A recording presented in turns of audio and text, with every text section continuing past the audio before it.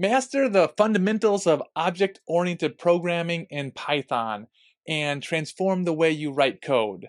This comprehensive course takes you from basic concepts like classes and objects to advanced topics like inheritance and polymorphism.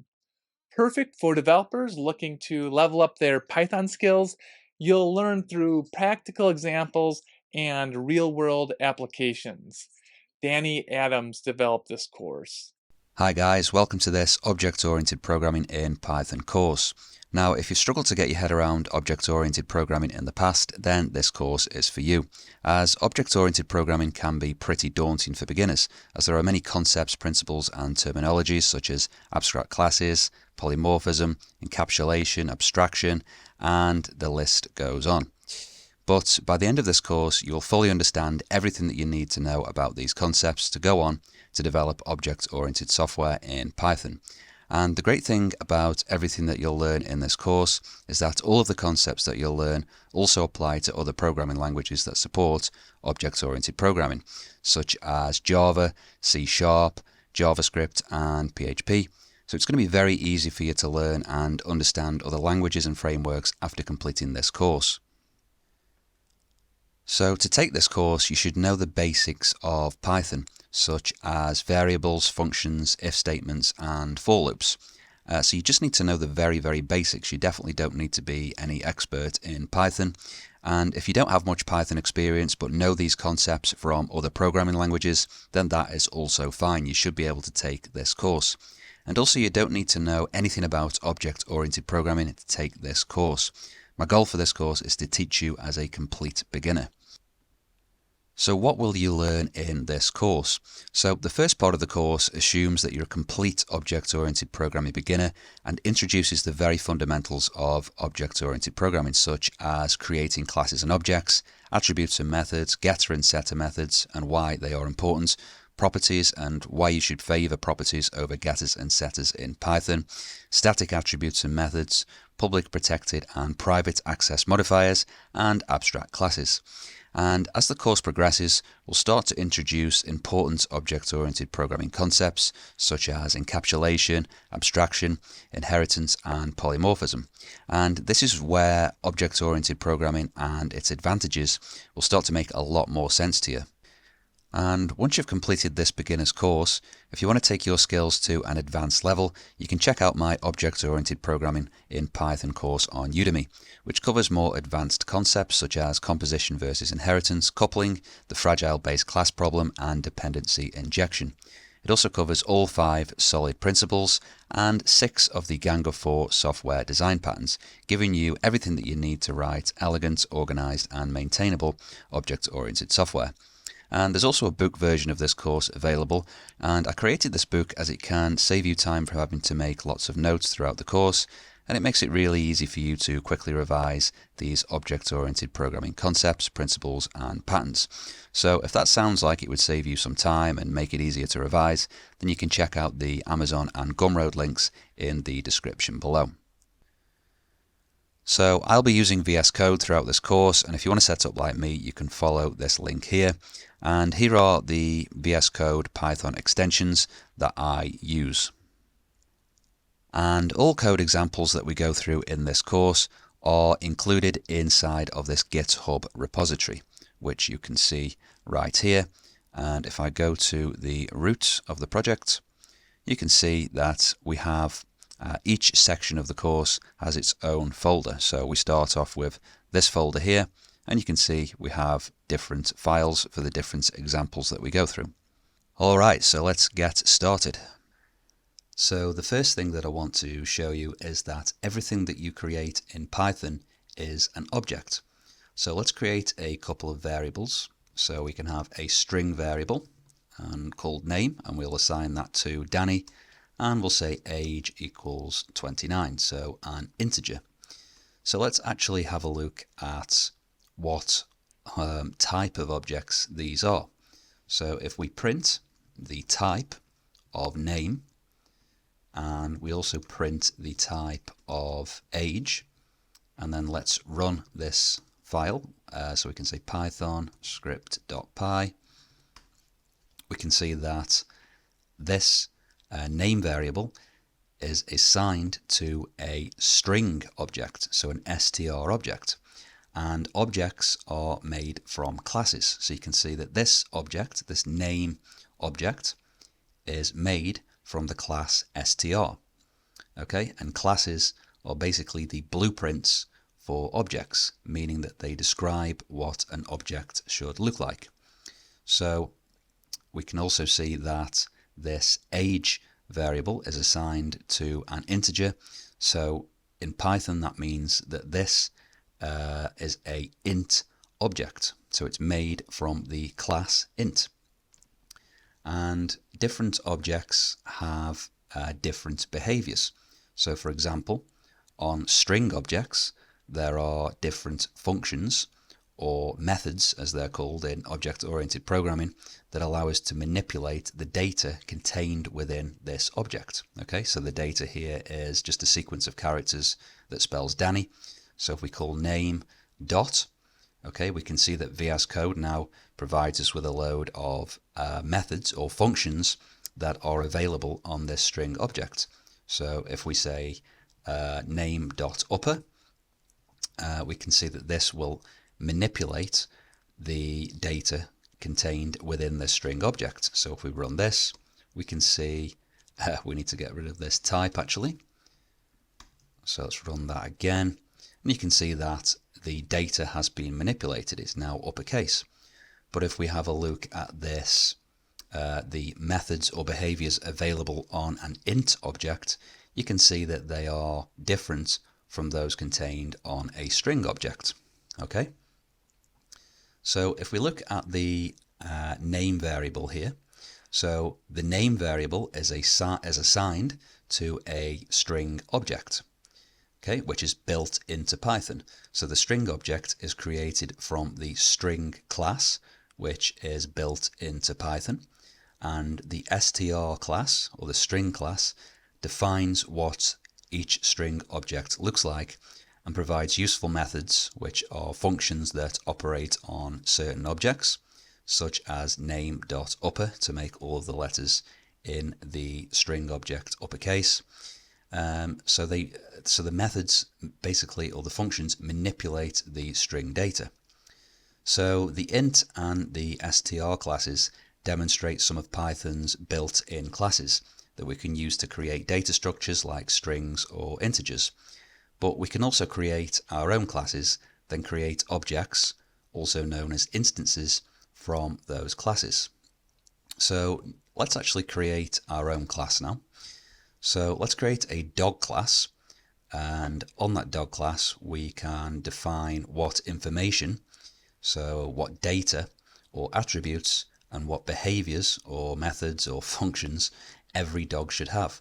So first let's create a very simple dog class that has no data and just one behavior. So the way we create a class in Python, we say class, which is a Python keyword, and we can call this class whatever we want. So let's just call it dog. Then we have a colon, and then within the class we can define either data or attributes, and we can also define methods or functions. So a method is basically just a function contained within a class. So we can say def bark, and then in methods we have to put this self parameter. Now don't worry about this for now, we're going to come back to this. And let's just print woof woof. Okay. So now that we've created a dog class, we can use it to create dog objects. So let's define a variable called dog and assign it to an instance of, which means an object made from the dog class. So we do that by calling the class name and essentially calling it or instantiating it. So here we are creating a dog object and assigning it to a variable called dog. So let's call this dog1. And now what we can do is we can access the method on this dog object, so dog1 object, by saying dog1 dot bark. Okay, so that's how we access methods on objects. So on this dog1 object, we have a method or a function called bark, and the way we access that is by calling the variable name dot and then the method name. Okay, so let's run this and see what we get, and we get woof woof. Okay, we can also create other objects from this class, so we can say dog2 equals dog and say dog2 dot bark, and again we get the same thing. Okay, but this is not very useful because all of the objects that we create from this dog class will be the same. They just have this bark method, which does the same thing, and it doesn't matter what object we call bark on. It's always going to just print woof woof. It's pretty useless, really. So let's add some attributes or data fields to this dog class so that each dog object or instance can have a name and a breed.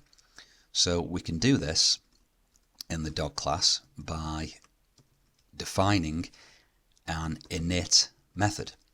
Okay, so init is a special method in Python that is basically allows us to set up some data fields or data for the class. Okay, so let's just actually create this for now, and then we'll explain it afterwards. So again, ignore this self keyword, but we want to give each dog a name and a breed. Okay, so the way we can do this is we say self.name equals name, and we can say self.breed equals breed. Okay, so these the names don't have to match, by the way. We could call this, I don't know, first name, for example, and then assign it to first name. However, generally, it is, the normal thing, the sort of convention to just call them the same thing, basically. Okay, so we can see here now that when we are creating these dog objects, VS Code is showing us that we have an error. So if we hover over this, we can see that arguments are missing for the parameters name and breed. So whenever we create a dog object now, we have to pass a name and a breed. So let's call this dog Bruce, and this can be let's say a Scottish Terrier, and this dog can be called Freya, and this dog can be of breed Greyhound. Okay, so now what we can do is we can actually access the data on these dog objects. So we can print dog1.name, and we can also print dog1.breed. Okay, so these are data fields on the dog object. This dog1 object has a data field for name, and it has a data field for breed, and we can access those using the same dot notation that we used to call methods. Okay, and we can also do the same for dog2. Okay, so we now have a way of kind of making different dog objects different from each other. So let's run this script, and we can see that we have Bruce, Scottish Terrier, and then we have Freya, the Greyhound. Okay, so let's just recap what we've done so far. So here we've created a dog class which has an init method, and the init method with a double underscore on each side is a special method in Python that is ran only once when an object is instantiated. So we can see here we are instantiating the dog class, or creating a dog object from this dog class and assigning it to dog1, and we're doing the same here, creating a dog object and assigning it to a variable called dog2. And this init method is ran only once when an object is created or instantiated. So it's ran once here, and it's ran once here when we create these objects. And it's very common to set up an object's data inside of this method. So we can see here that when we create this dog1 object, that we are setting up the data stored inside of this dog1 object, and it's unique to this object. And we do the same for dog2. we pass the data, and we set up some data fields inside this init method when we create the object. And again, this is unique to this dog2 object. We can also create different types of objects. So far we've created dog objects, but let's say that each dog should have an owner, and each owner should have a name, an address, and a phone number. So let's create a class that allows us to create owner objects with those data attributes. So let's come down here and define a class called owner. And this needs to have, so each owner needs a name, an address, and a contact number. So if you can remember, we can add data fields to an object by defining an init method, okay, which is a special Python method which allows us to kind of initialize objects. So let's create an init method, and again we pass this self parameter, which we will get to a little bit later in the course, and we're going to pass a name parameter, an address, and a contact number. Okay, so then we can assign these sort of parameters that we pass when we create an owner object and assign them to data fields within the owner object. Okay, so we can do this by calling self.name. So we create a data field on an owner object called name, and we assign it to the name that we pass when we create an owner object. Okay, so we can say name. We can do the same for address, and we can do the same for the contact number. And just to show you that these can be different, let's call this one phone number. So we're calling the data field on the object phone number, and the parameter we're going to call contact number. Okay, just to show you that they can be different names. Okay, so that's all we're going to do now for this owner class. So in our dog class, let's add an extra parameter in the init method so that we can pass an owner object when we create a new dog object. Okay, so then we can create an owner attribute with self.owner and assign it to the owner object passed in as an argument during the dog object creation. So let's create an owner parameter in this init method, and we can then create a data field on each dog class called owner and assign it to the owner object that we pass in. Okay, so now we can see we get a red line again because we need to pass an owner to each of the dogs. So what we can do here is we can say owner1 equals owner, so we create an owner object. We can give this owner a name, so let's give it a name of Danny, and then some address, so let's just say 122 Springfield Drive, and then we need to give it a contact number, so let's just say 888-8999, and we need to pass an owner to the dog, so we can pass the owner here, okay, and that's going to now be a data field in this dog object. Okay, so now this dog1, has an owner of owner1, this owner object that we create here. And we can do the same for dog2. So we can call this owner2, and let's just change the name to, let's say, Sally, and we'll just keep this the same, and we can pass the owner here, owner2, just like that. And what we can do now is we can actually access each dog's owner data using dot notation. So let's actually get rid of this for now, just so we can see what's going on. So we can say dog1, okay. Now if we press dot, we can see that each dog now has an owner attribute, okay, or data field. So we can say dog1.owner. So that's going to give us this owner object. But what we actually want to do is print, let's say, the owner's name. Okay, so we can say owner.name You can see here we're getting the owner object. Owner objects have fields for name, address, and phone number, and you can see those are showing up here. We have name, address, and phone number here that we can access on this owner object contained within this dog object. Okay, so if we actually print this and copy paste that in here, and let's do the same thing for dog2,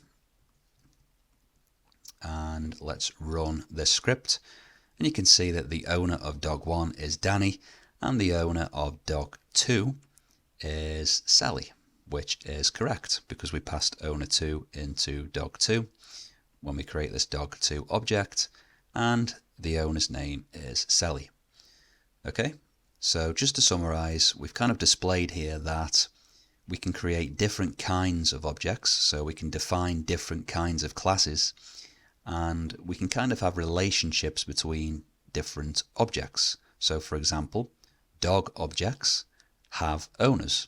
Okay, so we pass an owner object into dog objects when we instantiate them or create them, and we can see that dog objects have a data field of owner, which is assigned to the owner object that we pass in during object creation. Okay, so here is the object creation for dog1, and here we create an owner object and we pass that into this dog class when we instantiate the object. So let's now clarify all of the concepts that we've learned so far, and then we'll also create another simple example to help you understand the concepts of classes, objects, attributes, methods, the self parameter, and instances in Python. So first of all, let's just clarify some of the basic object-oriented programming concepts that you've learned so far. So a class is like a blueprint for creating objects. It defines what attributes or data and what methods or functions or behaviors that the objects created from this class will have. And an object, okay, so an object is an instance of a class. So think of an object as a specific example created from the class blueprint with its own data. Attributes are the variables that store information about an object. So, for example, a dog object has a name attribute, a breed attribute, and an owner attribute. So methods are the functions defined inside of a class. They define what actions or behaviors an object can perform. So dog objects each have a bark method. They have their own bark method, and they can perform this behavior. So let's now take a look at the self parameter, which we've been avoiding so far. So self refers to the instance or the specific object of the class itself. So let me just clarify that a little bit. So when I say refers to the specific object of the class itself, so this is a specific object of the dog class. It's its own, thing. It's its own object. And this is a separate object, okay? So these are both dog objects, but they are different, okay? We're passing in different data and we're assigning them to different variables. So this self parameter or self keyword is used to access the specific objects, attributes, and methods from inside of the class, okay? So let's again clarify this. So when we instantiate this dog object, okay, we pass in the variables. We pass in a name variable, a breed, and an owner. Now within the class, this self refers to this specific object, okay, that we are creating here. So what we're saying is that self, so on this specific dog object, it should have a name attribute assigned to the name that we pass in, which is Bruce. Okay, so again, for the breed, we pass in the breed when we instantiate the object, and we can access the current object with self, and we say that on the current object there should be a data attribute called breed, and that should be assigned the value that is passed in during instantiation. So hopefully that makes sense to you. That will probably you will get more familiar with this as we go further down the course. It will make a lot more sense as we explain some other object-oriented programming concepts, such as static attributes. So when we get to the static attributes part of the course, I think this will make a lot more sense if it doesn't already. Okay, so let's leave that there for now. So let's just finally discuss what is an instance, or what it means to instantiate. So when you create an object from a class, you are instantiating the class. Okay, and the object is an instance of that class. So to be honest, you will have probably heard me mixing up class and object when I say instantiate an object. What I actually really mean is instantiate the class, to be more precise.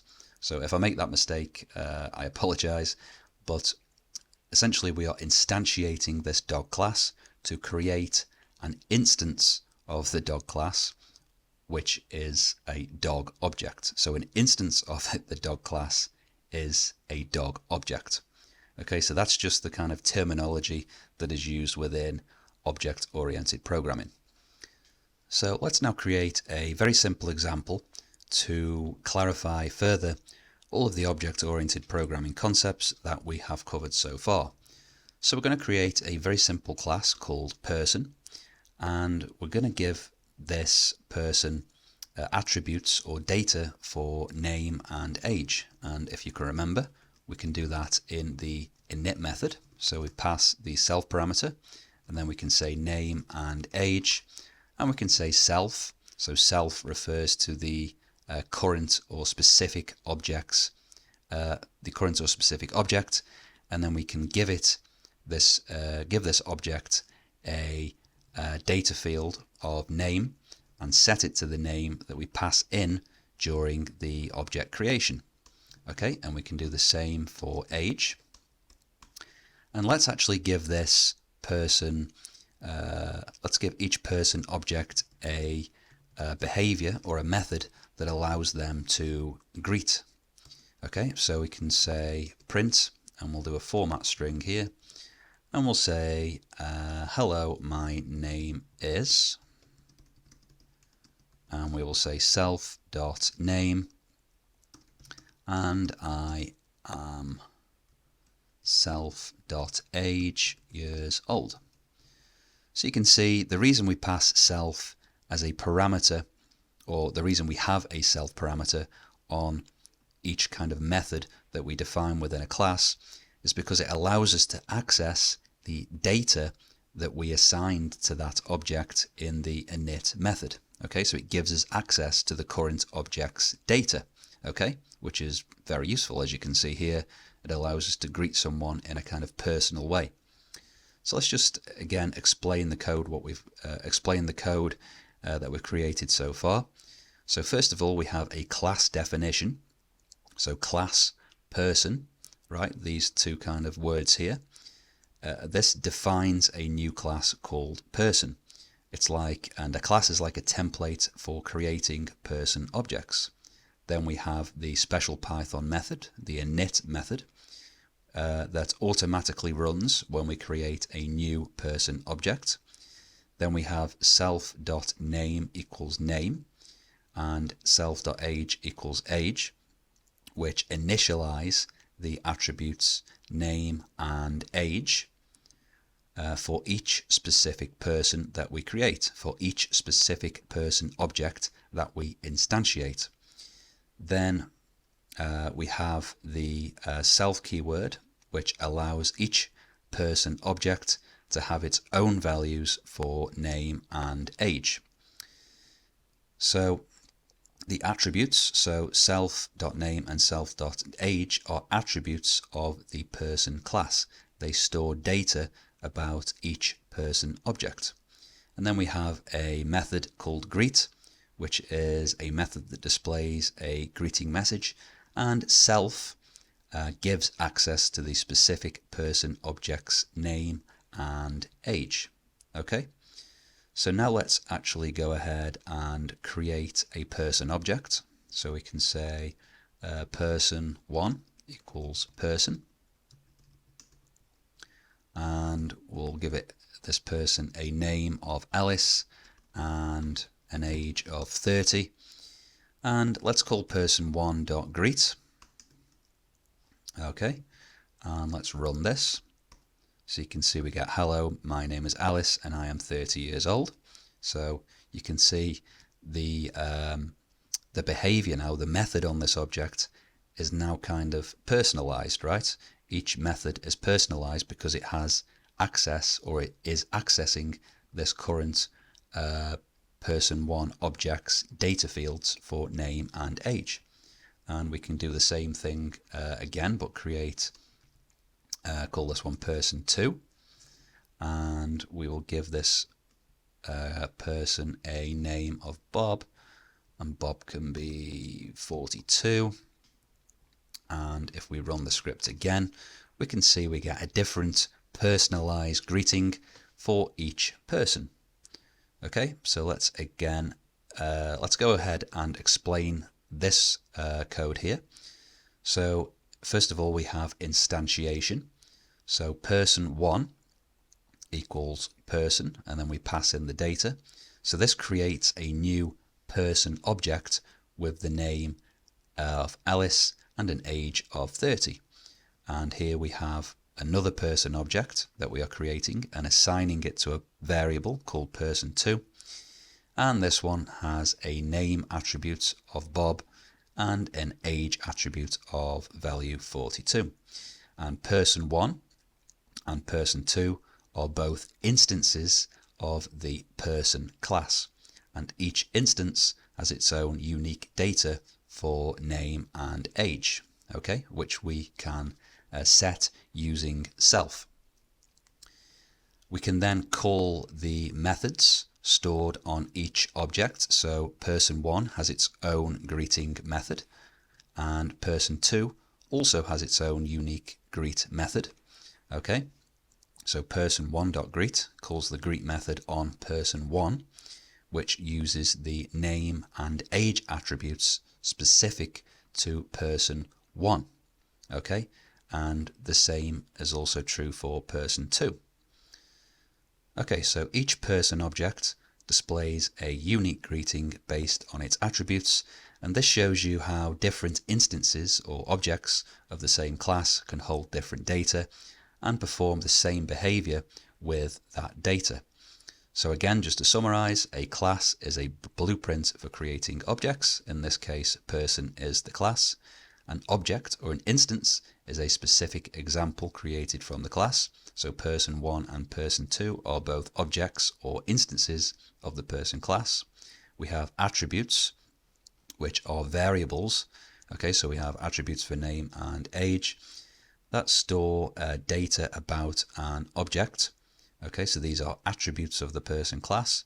We have methods, which are functions defined in a class that perform actions, and greet is a method that displays a greeting. And then we have the self keyword here and also here, which refers to the specific instance of a class. So here, this is a specific instance of a class, and here, person2 is also a specific instance of a class, and it gives each object access to its own attributes and methods. So this example introduces the fundamentals of object-oriented programming in Python, providing you with a nice foundation for understanding how classes and objects work. And again, don't worry too much if you don't fully understand the self keyword for now.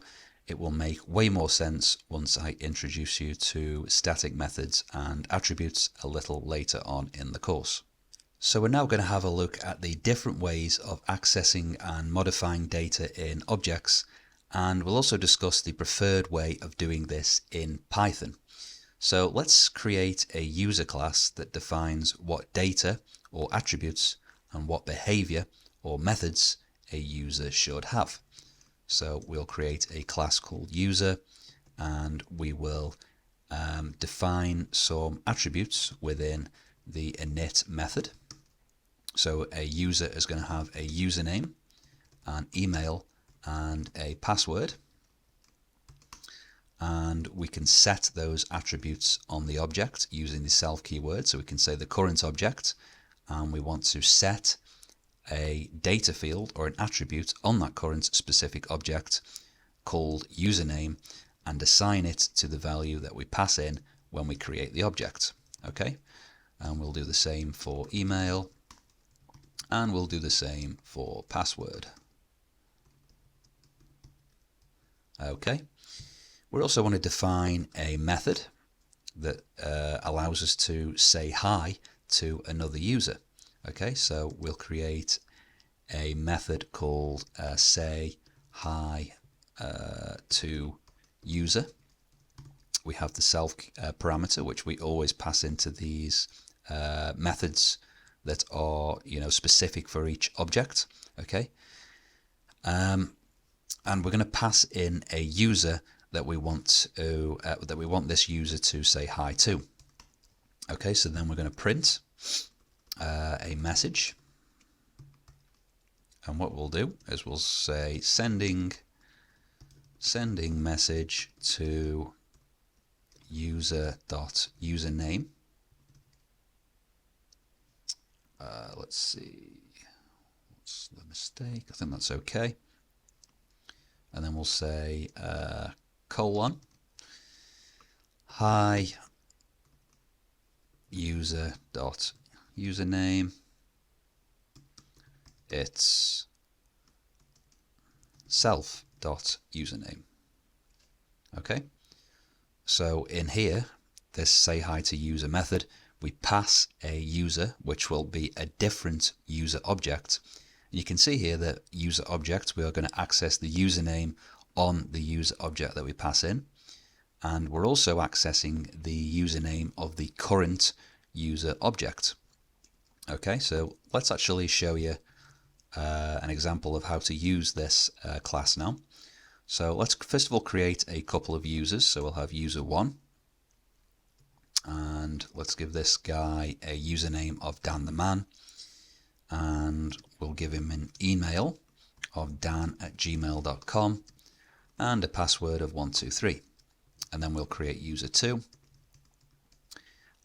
So this can be Batman, and we can say bat at let's say outlook.com, and the password can be ABC. So let's say that we now want to we now want user 1, or user 1 wants to say hi to user 2. So what we can do is we can say user 1 dot, and we want to say hi to user. We want to say hi to user 2. Okay, so now if we run the script, you can see here sending a message to Batman. So we are sending a message to Batman, and the message that we're sending is, hi Batman, it's Dan the Man. So you can see here again on this say hi to user method, we pass the user that we want to say hi to. So the current object that we are dealing with is user 1. So self is effectively referring to itself, so user 1. And we are saying hi to user 2, and we are accessing the data fields on user 2. So let's now take a look at how we can access and also modify or update the data within an object. So let's just get rid of this user 2 for now and just have you deal with user 1 for simplicity. So as we've already shown, you can access data on an object using dot notation. Okay, that's very simple. But we can also assign a new value to this email attribute for user 1. So what we can do is we can say user1.email is equal to let's say danny@gmail.com, okay, instead of Dan. Okay, so now if we actually print the email of user 1 after modifying it, we should see a different value. So you can see initially it's dan@gmail.com, and we've modified it here to danny@gmail.com.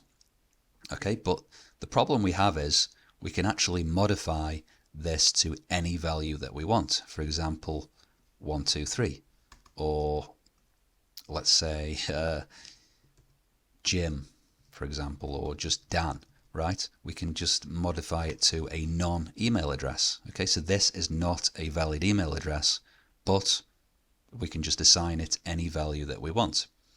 So this is not good. Okay, so what we actually need is a way of controlling the way that we can get and set or read and modify the data on an object. So what I'm going to do now is I'm going to show you two different ways of doing this, of getting and setting data on an object. So the first way I'm going to show you is the kind of traditional Java style approach, which was sort of popularized in the Java programming language.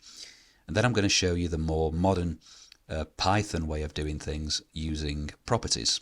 And this is also popular in the C# programming language.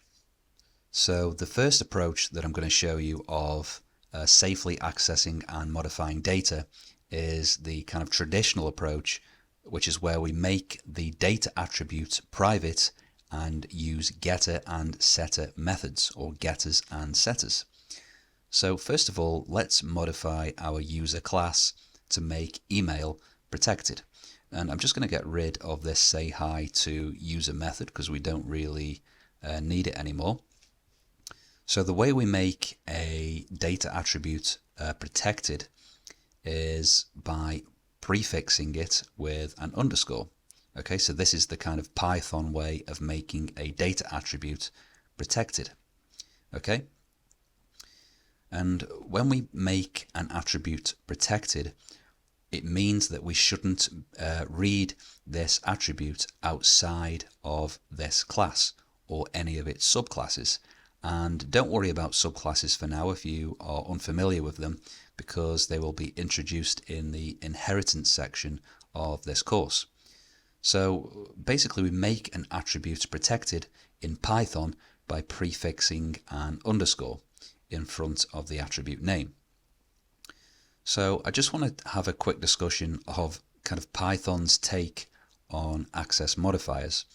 So unlike languages such as Java or C++, which enforce strict access control, so using keywords such as private or protected, Python takes a more relaxed approach. So in Python, a single underscore before the name, for example, underscore email, is a convention in Python that indicates that something is intended for internal use within the class or module, and it means that it should not be used outside of the class. So let me show you what that means. So let's create, for example, a method. I don't know, let's call it get email, right? So this is essentially a getter method, and what we do is we just return email. And again, we need to pass self so we can actually access the data on the object, and we return self.email. So here we are accessing the email field, this protected email field within the class, okay, within the user class, which is no problem, we can do that. However, what we shouldn't do now is access this email field outside of the class. Okay, so if we call user1.email, we can see that it no longer exists. We get this underscore email, which does exist. However, in Python, Python developers will look at this and think, why are you accessing a protected attribute? You're not supposed to do this. Okay, so that's a kind of Python convention, really. Python doesn't really enforce this restriction, right? It doesn't, throw an error here. Python doesn't say email is protected, we shouldn't be accessing this, let's, throw an error and, abort the program like, programming languages would, such as Java or C#. It's kind of the attribute, or, the protected attribute is still accessible from outside of the class. So you can see here we've accessed this private or protected attribute, but it signals to developers that it's meant to be protected or internal to the class. Okay, so it's meant to be used in the class, as we've done here. We've used it within a method. However, we're not supposed to do this outside of the class. Okay, it's just a Python convention basically. So for example, even though we made email protected, we can still access this underscore email from outside of the class, but in Python you are trusted not to. So underscore email is now only supposed to be used within the class. So let me just get rid of this get email method and maybe give a better example. So if we have a method called clean email, and let's say that what we want to do here is basically make the email lowercase and strip any white space at the beginning or end of the email. So what we can do here is we can just return self.email and we can say lower and strip. Okay, so we make it lowercase and we strip the trailing and leading white space. So let's now remove this. We're not supposed to access email outside of the class anymore. And let's just remove this. So let's now print user1.clean email and run the script. So if we actually provide a kind of unclean email with an uppercase letter at the front and some white space, and if we actually print user1.email, now we're not supposed to do this, but I'm just going to show you for demonstration purposes what the initial email is and what it's kind of clean to. Okay, so we have white space at the front and back, we have an uppercase letter, and then we clean the email within the class basically. So I just wanted to sort of demonstrate here why you would want to actually access something within the class but not outside of the class. So by prefixing email with an underscore, we are effectively communicating to Python developers that this is a protected attribute and it shouldn't be accessed outside of the class. Okay, so if we now do user1 dot email equals just some random invalid email, this is something that you are not supposed to do, right? Because we have prefixed this with an underscore. So effectively, this is poor kind of Python etiquette, if you like. So what we can actually do is provide some methods within the class for modifying this email field in a controlled way, rather than just allowing the email field to be assigned to any value outside of the class. And that's kind of the advantage of making this email field protected. We can now provide methods, which we will do shortly, for controlling how the email is set so that it can't just be set to any invalid value outside of the class. So before we move on with this example, I just wanted to discuss Python's consenting adults philosophy. So Guido van Rossum, the creator of Python, has this consenting adults philosophy, which highlights Python's emphasis on developer responsibility rather than strict rules. So this philosophy suggests that developers are trusted to respect the convention of not accessing underscore prefixed attributes or methods. And the access is not strictly prevented, as Python will assume that developers will act responsibly and won't misuse or access protected members unless it's absolutely necessary. However, it is still possible to make attributes private if absolutely necessary. So you can do this by actually putting a double underscore in front of the attribute. So for example, if we want to make email private, we can put a double underscore in front of it, and now it's actually impossible to access email outside of the class. So if we try to run this file, you can see that Python will now throw an error because this attribute is protected. And effectively it says that this user object, has no attribute of _email, even though we created one with this name. So how does this work under the hood? So Python will actually change the name of this attribute, so _email, so that an error will be thrown if you try to access it outside of the class. So behind the scenes, when you put a _ in front of the attribute, Python will do something called name mangling, which basically means to change the name of the attribute so that it can't actually be accessed outside of the class. Or, in other words, if we try to access the variable outside of the class, we will get an error because under the hood, Python has actually changed the name of the attribute. Okay, so it kind of makes the attribute effectively private. Okay, so it kind of enforces the rule rather than leaving it up to the developers to, behave themselves, as was the case when we have a protected attribute with just this single underscore.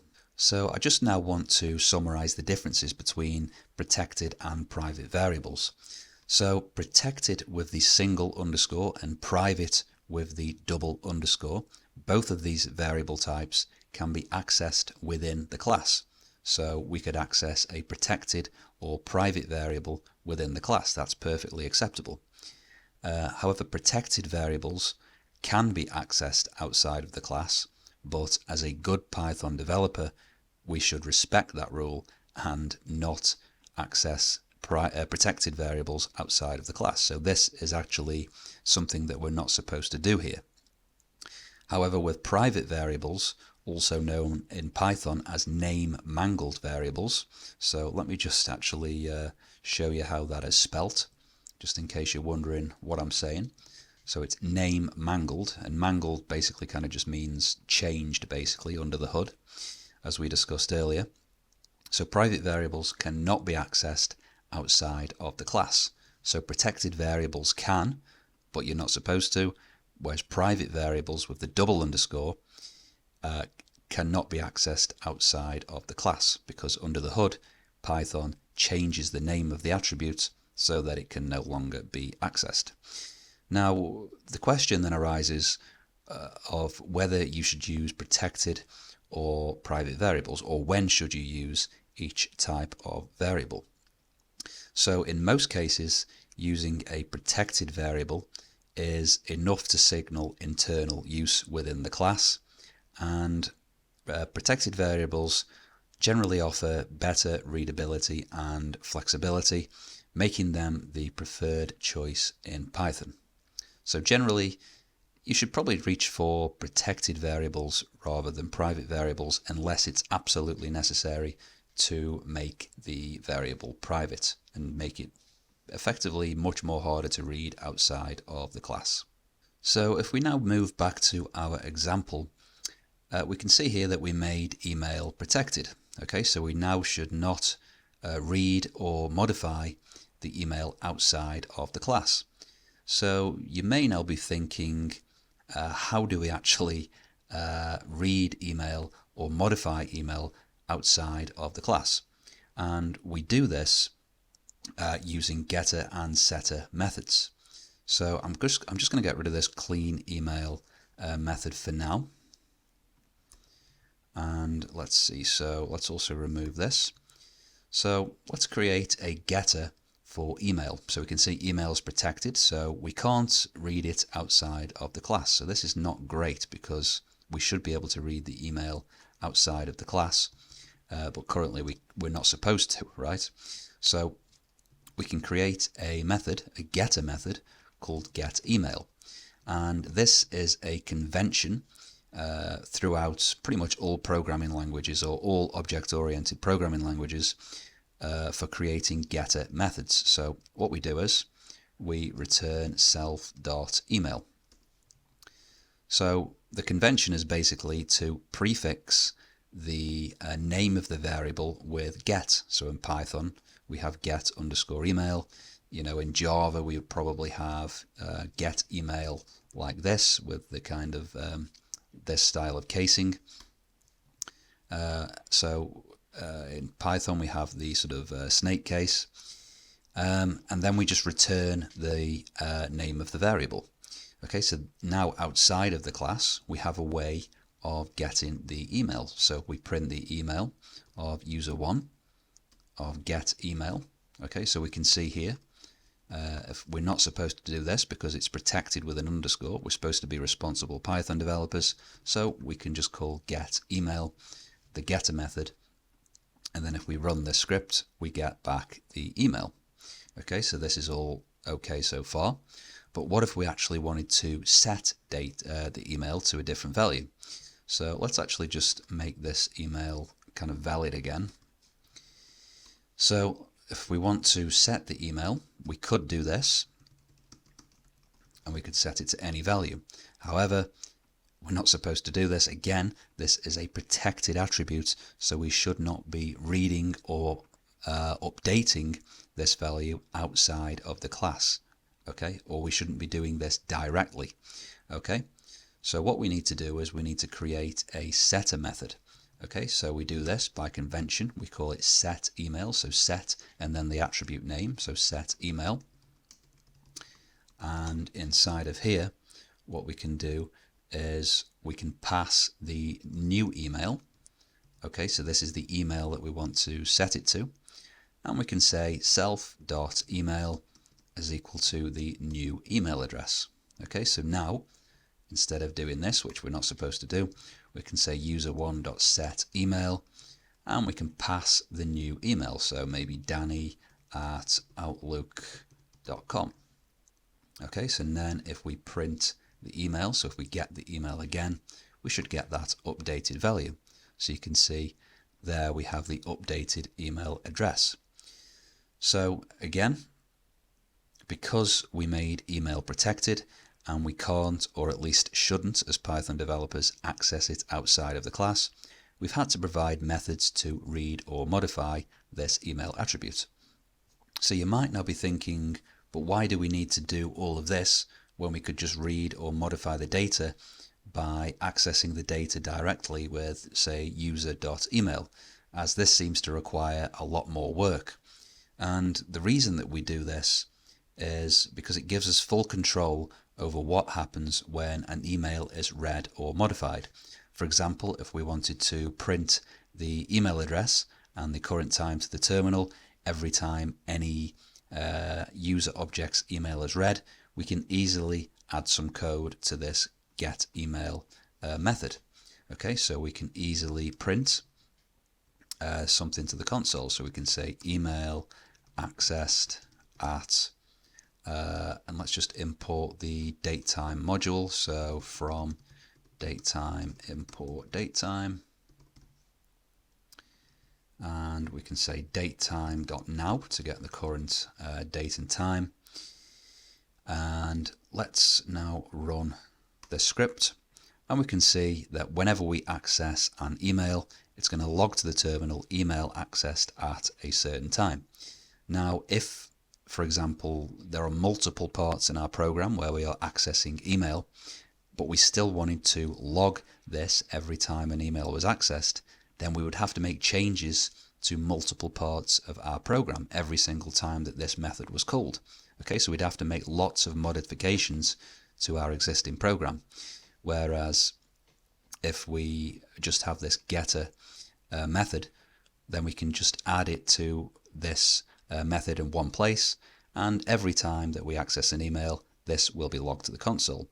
So you can see that by using getter methods, it kind of provides a kind of single point where all of the logic can be placed when we get an email. All of the kind of things that we want to do when we get an email can be placed within this getter method. And so effectively it's providing a controlled way of accessing email. And we could also do other things. For example, maybe we would want to check whether a particular user is authorized to read emails. You know, if they are maybe an admin, then we will allow them to read the email. Otherwise, we will not provide them access. Maybe we could throw an error if the user is not an admin.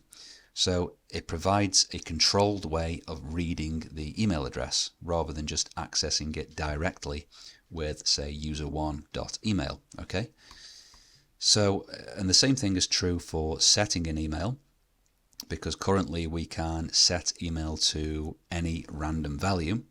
So let's now add just a little bit of, say, validation logic to help to make sure that emails are actually set to email addresses, to valid email addresses. So what we can do in our set email method, we can say if there is an @ symbol in the new email, then we can set the email. Otherwise, we will not set it. And maybe we could also throw an error if there's no @ symbol, but let's just keep things simple for now.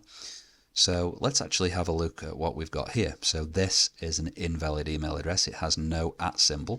So let's see what happens.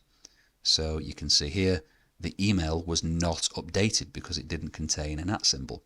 Whereas now if we provide an @ symbol and .com, you can see that the email is now a valid email and it is updated, it's set. Okay, so you can see the setter method is providing a controlled way of updating email addresses to ensure that the users of this class or the other parts of the program using this class cannot do anything stupid. Okay, so it really helps to improve, in this case, the integrity of the data throughout our program. And of course, this is not complete. We would also need to have other validation checks, but it's a nice simple example. So in summary, getters and setters allow us to access and modify data in a controlled way. So for another example, before we set a username, we could actually check that the username is not already taken in the database. Okay, and before setting a password, we could check that it's at least 8 characters long and contains both letters and numbers. And again, we could do this outside of the class, okay, by just accessing these fields directly without getters and setters. But then every time we set a password, we'd have to remember to validate it. Okay, and this leaves it possible for invalid passwords to be set. So it's much safer and also less code in the long run and much more maintainable to do the validation in one place within the class. However, so far we have looked at getters and setters, which is kind of the traditional Java style object-oriented programming approach, where we kind of set variables as protected or private and then provide getters and setters for each attribute. And this is a pretty verbose or long-winded way of doing something very simple. And it's often why you'll hear people complain that Java is a verbose programming language. And luckily, Python provides a much nicer, kind of cleaner and less bloated way of effectively doing the same thing using something known as Python properties. And that's what we're going to take a look at next. Properties are the recommended approach to controlling access to data in Python. So here we have an example, a very simple user class with an init method which initializes an object's data attributes. So we give objects a username, an email and a password. And here we are creating a user object, passing in some data. And you can see here that we are accessing a data attribute directly. Okay, so we're saying user1.email and we are setting it to just some invalid value. And if we won't run the program, you can see we get no problem. This is all okay. So this is not good because we can freely, because any other classes or any other parts of our code base or our software effectively can freely read and modify emails. So anywhere within our program, anywhere else in our program that is using user objects can freely set emails to whatever value they want. So this is clearly not a good solution here. So the way that we can fix this, and the solution to this problem, is by creating getter and setter properties for the email attribute. Okay, so previously we looked at creating getter and setter methods, which is the kind of Java way of doing things, I guess you could say. Here we're going to have a look at the more Python way of doing things, which is using getter and setter properties.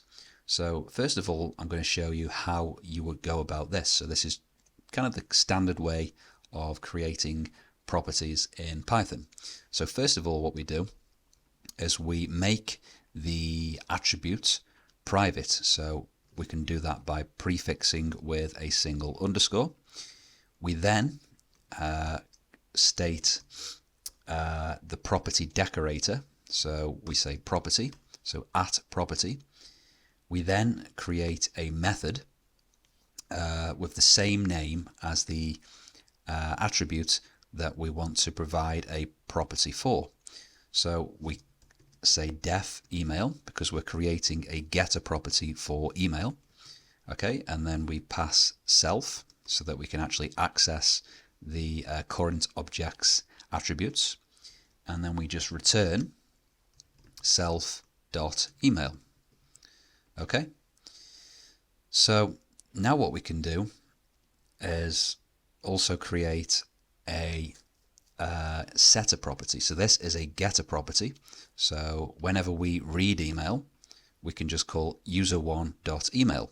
Okay, so I'm just going to comment this out for now, and we'll just focus for now on this getter property. Okay, so what we've done here is we can still access email by just, it looks like we're accessing the attribute directly, but actually we are accessing the email property, which is then returning the kind of protected email attribute. Okay, so now again, if we wanted to, for example, print something to the console every time an email is accessed, we can let's just keep things simple and say email accessed and run this. You can see that we are printing to the console email accessed before we print the email. Okay, so it's kind of very similar to using creating a getter method, but it kind of makes access to email much more simpler because it looks like we're accessing it directly. And the advantage of this is if we actually remove the property and go back to, kind of what we were at initially, where we just have this self.email equals email. So this is a public attribute. You can see that any code that is using this, using these user objects, doesn't have to change. If we were originally accessing the attribute directly, then all of a sudden we needed to provide some logic later on in our program to print email accessed. Then we can just add that in, and all of our classes in our program, which could be a lot of classes using these user objects, don't have to change. It still looks like we're accessing the email directly, even though we're actually now accessing a property. So that's the kind of big advantage of using a property. We can keep things simple initially. For example, if initially when we create our program, we don't require any logic at all when we get email addresses. We just get them and we read them, then this is fine. But then later on, maybe a few weeks down the line, the boss comes in and says that you need to now print something to the console every time we access an email. We can just add in this getter property, make the attribute private, but all of the code using user objects does not have to change. We still just say user1.email. Whereas with a getters and setters, if we made this protected, then provided a get email method, then all of the code using user objects would then have to call the get email getter method rather than just keeping it the same as it was before.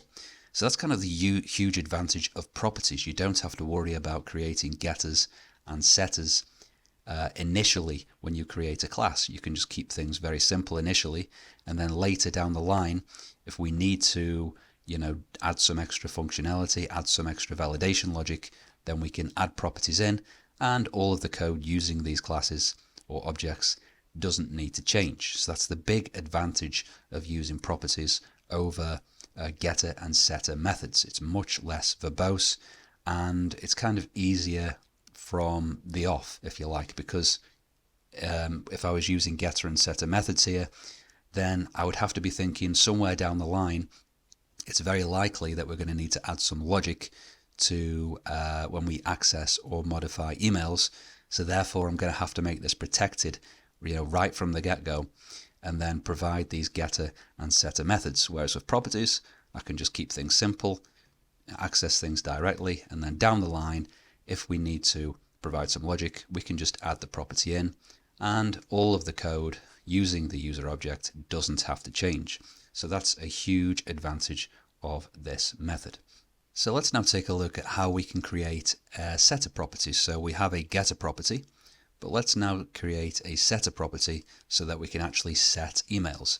And if we just uncomment this, you'll see that we have an error here. And this is because we cannot assign to attribute email for class user. And this is because we haven't actually created a setter property for this class. We've created a getter property, but we've provided no way of setting it. So if we actually leave our user class like this, it kind of basically means that we can read email, but we cannot update it. But we want the ability to update emails, so we need to create a getter property. And the way we do that is we first state a decorator. And first of all, we start with the attribute name, and then we say .setter. This is just the way we create setter properties in Python. Don't worry too much about it for now. We create a method with the same name as the attribute, and here within the method we have a parameter for the new email, okay, that we want to set email to.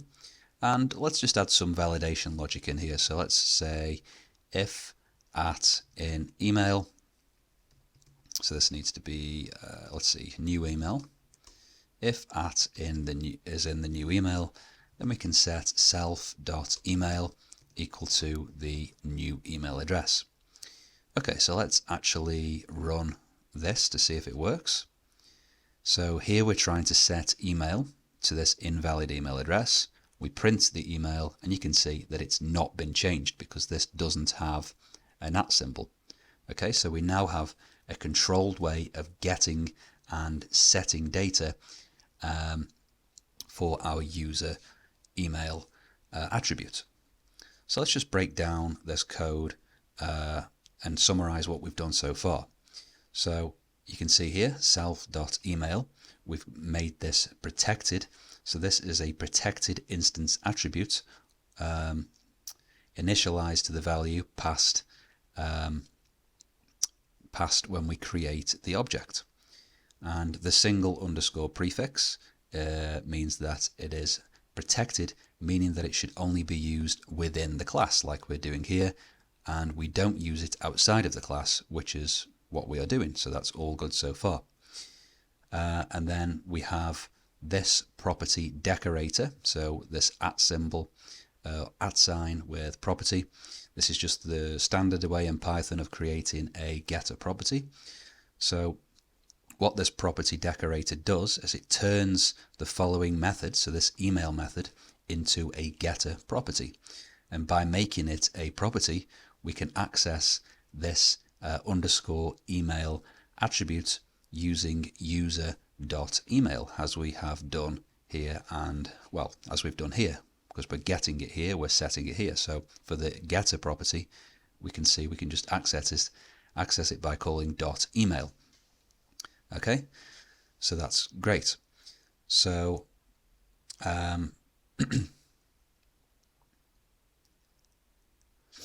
so by naming this getter property email without the underscore, we are exposing a public email property while keeping this email attribute private. So you can see this is a public email property, public meaning we can access it outside of the class, and we keep the email attributes protected. And you can see here we just return, we are logging something to the console, then we return the value of the email attribute. Okay. We also then have a setter property. So the way we create these is we have a decorator starting with the name of the attribute that we want to create a setter for. Then we say .setter. Again, this is just the standard Python way of creating setter properties. And this setter method is triggered whenever a new value is assigned to user.email, allowing us to add this validation logic or any other logic during the assignment to email. So whenever we call user.email equals some new value, this setter property method is called, giving us a chance to control the assignment. So far we've explored instance attributes in Python classes, and you now know that each instance or object of a class can have its own set of unique data. However, Python classes can also have static attributes, which are shared among all instances of the class. So in this section of the course, we're going to cover the differences between instance attributes and static attributes, when you should use each, and how the self keyword fits into the picture. So a static attribute, which is sometimes called a class attribute, is an attribute that belongs to the class itself and not to any specific instance of the class or any specific object created from the class.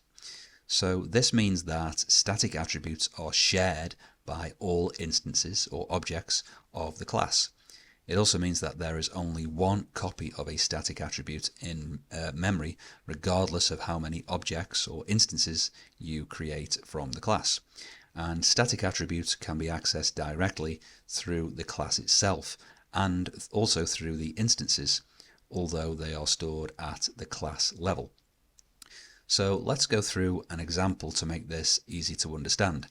So say that we wanted to keep track of the number of user objects that are created from the user class. So first of all, let's create a user class and also create a static attribute that counts all of the instances or objects that are created from this class. Okay, so let's clear everything out here. And I'm just going to create a user class. And here we're going to create a static attribute. So we're going to say user count. And we're going to initialize this to 0 because initially there's going to be 0 user objects. We're then going to create our instance attributes, which, if you remember, are created in the init method. So we create the init method. We pass self first. We then pass a username and an email for the user. So each user object is going to have a unique email, username and email. But this user count attribute, which is static, remains on this user class, whereas these are instance attributes, which are going to be assigned to each individual object created from this user class. So we say self, or the current object, dot username is going to be equal to username, and the same for email. And these are our instance attributes. Every time we create a new user object, we want to increment the user count by 1. So the way we can do that is we can say user, so the class, and remember this is a static attribute which exists on the class, not on the objects created from the class. So we say user.userCount is going to be plus equals 1. So essentially we increment it by 1. Okay, so let's also provide a method for displaying the user. So we can just display the user's details, their username and their email in a kind of nicely formatted way. So we can say display user, and then we're just going to print a format string. So we'll say username is going to be equal to self.username, and we can say email is going to be self.email. Okay. So here we can see that the static class attribute is created in the class body. Okay, so within the class body itself. Okay, it's only indented once, effectively. Whereas the instance attributes are created inside of the init method. Okay, so that's the kind of difference of how we create static attributes and instance attributes in Python. So let's actually see if this all works correctly. So let's create a couple of users. So I'm just going to paste this in just to save a little bit of time. So we'll create two user objects, so user1 and user2. And since the static user count attribute is stored inside of the user class itself, we can access this directly from the class. So let's now count the number of users in the class. So we can say user.userCount. Okay, so we're counting the number of user objects created, because remember, every time we create a user object, we increment this static attribute by 1. So let's actually save this and run the script, and you can see we get 2 back. We have 2 user objects created, which is what we would expect. Now we can also access the user count from the 2 instances that we created here. Even though this static user count attribute is on the class, we can access it via the objects, but you should remember that it's still a shared static attribute. It's still accessing this one, static attribute stored in one place. It's not stored, uniquely on each object. Okay, it's just stored in one place on the class. So let's show you how you can do that. So we can print user1 dot user count, and we can also do the same thing with user2. Okay, so you can see this is actually accessing user on the class, user.userCount, but we can also access it from the instances created from the class. So let's just check if that works, and you can see it logs 2 each time we access user count. So the main things to remember here are that static attributes are created once at the class level and are shared between the class it resides in and the instance objects of that class. Whereas instance attributes are created every time we create a new instance, so here and here. And instance attributes are contained within that instance. So we can see that the instance attributes, self.username and self.email, are contained within each unique object. Okay, so these are kind of recreated and stored inside of each object that we create. Okay, so so this username attribute will be stored uniquely inside of this user1 object, and also for this user2 object, it will have its own username attribute assigned to whatever value we pass here. Okay, so that's the kind of difference between static attributes and instance attributes. So you may be thinking, when should you use static attributes compared with, say, instance attributes? So static attributes are useful for data that is common to all instances of a class. So let me give you some example scenarios where static attributes would make sense to use. So it makes sense to use static attributes for things like counters and totals, like, for example, tracking the total number of objects created, like this user count attribute is doing in our example here. So static attributes are also useful for shared constants, or values that are constant and applicable across all instances. For example, a default value or some sort of configuration setting. And they're also useful for class level configuration, so any configuration or setting that should be the same for all instances of a class, such as default parameters. So just to summarize, instance attributes are unique to each object and are accessed using, accessed within the class using self dot and then the attribute name. and they are ideal for storing object-specific data. So, unique data effectively. The username is unique, the email is unique. If it's a dog, then the breed needs to be unique to that particular object. Whereas static attributes are shared among all objects of a class and can be accessed with class name dot attribute name. And these are ideal for storing data that needs to be consistent across all instances. A static method in Python is a method that belongs to the class itself rather than to any instance of the class.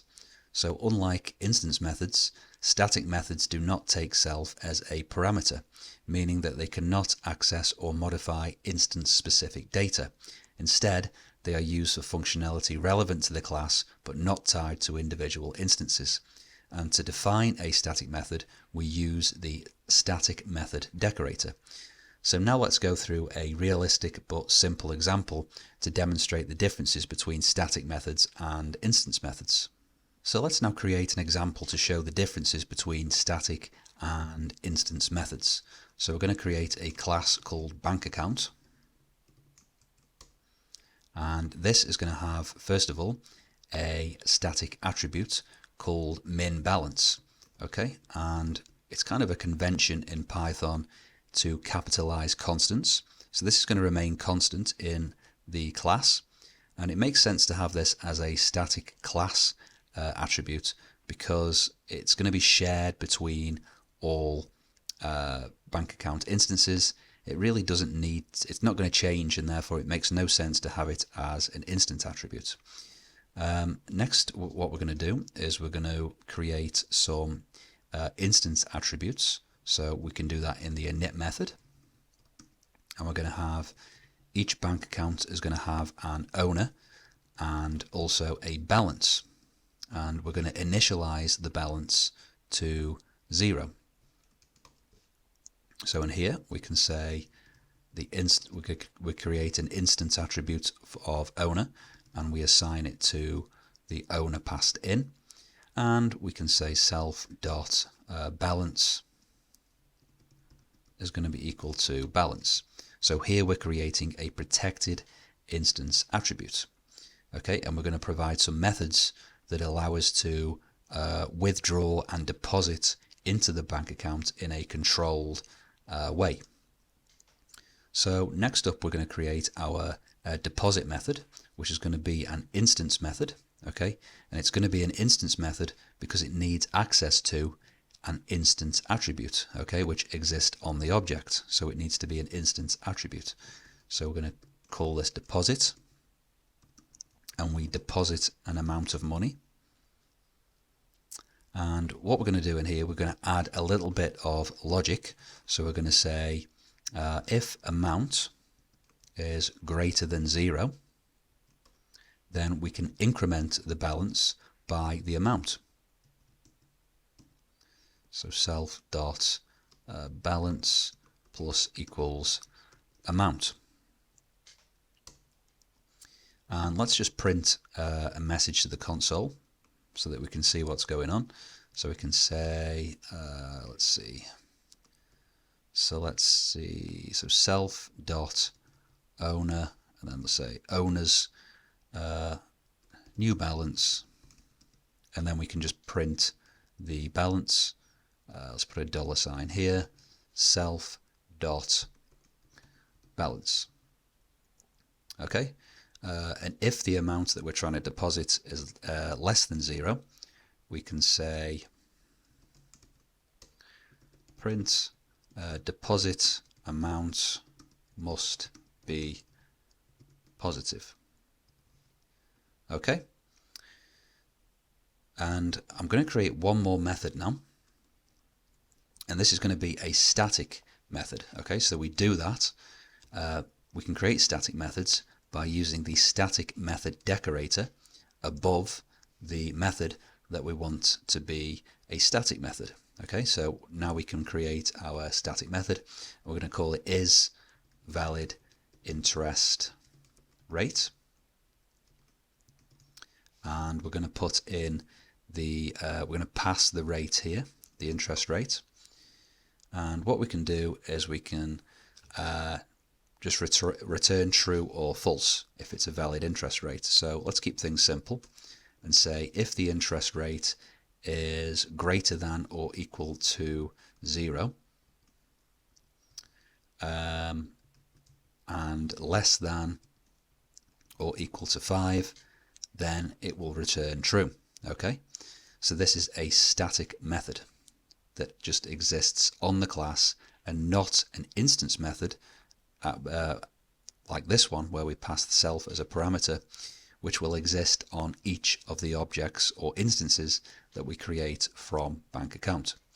So let's now have a look at how we would use this solution. So let's create a bank account and set it equal to bank account, and the owner can be Alice, and we will set the initial amount to 500.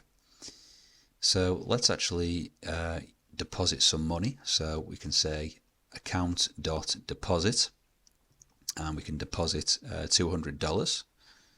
And let's actually log this to the console. So you can see whenever we deposit money, we get a nice message of the updated balance. And now let's actually use the static method that we created down here. So let's print. Now we can access static methods from the class itself because they exist on the class and not on each instance of the class.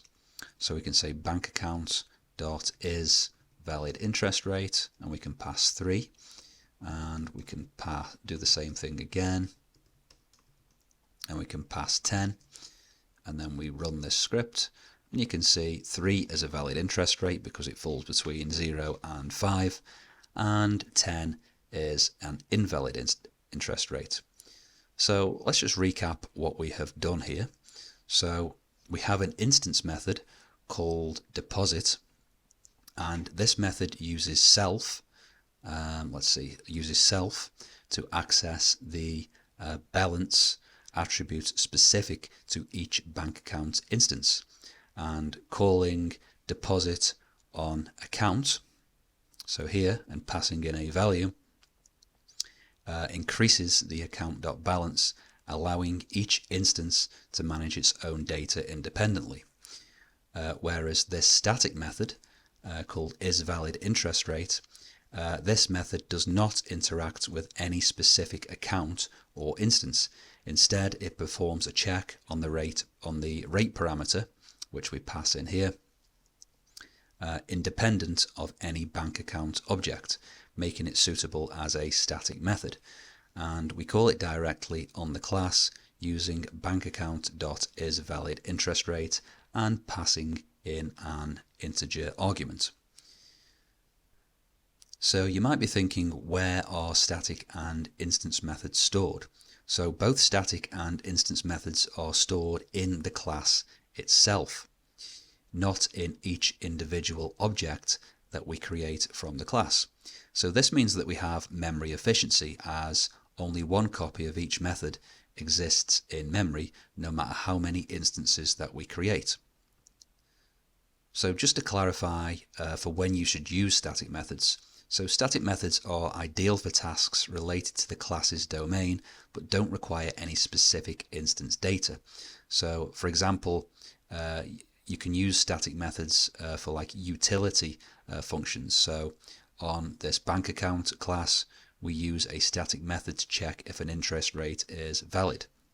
But you can also use static methods to help to process data or to format outputs that don't rely on any instance-specific data. Okay, so this method here doesn't rely on any specific object data, such as the owner of the account or the balance. It just takes in a rate and returns true or false. So it makes sense that this is a static method. It's kind of like a helper or a utility method.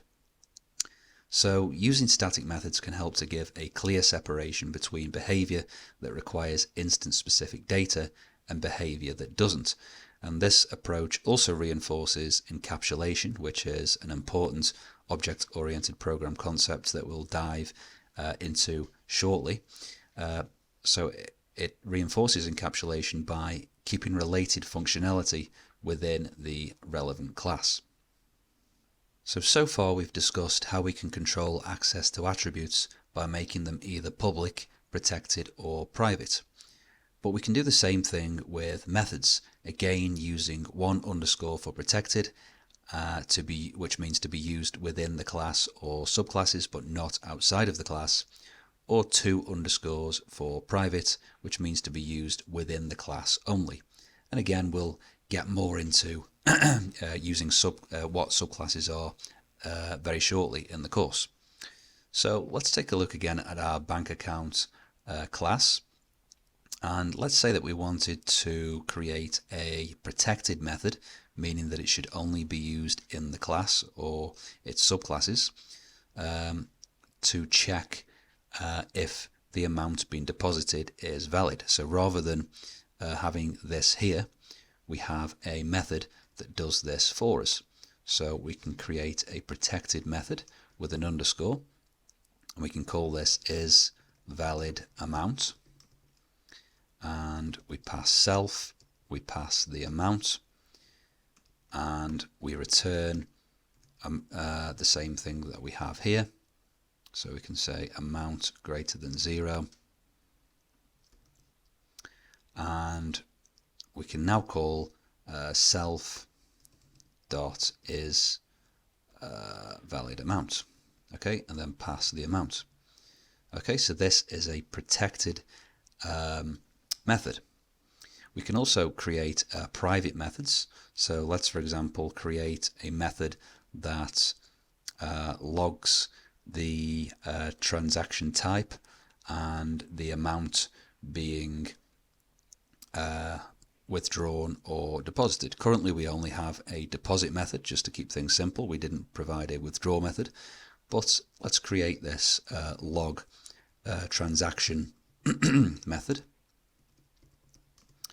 And this is going to take the self parameter and the transaction type and the amount.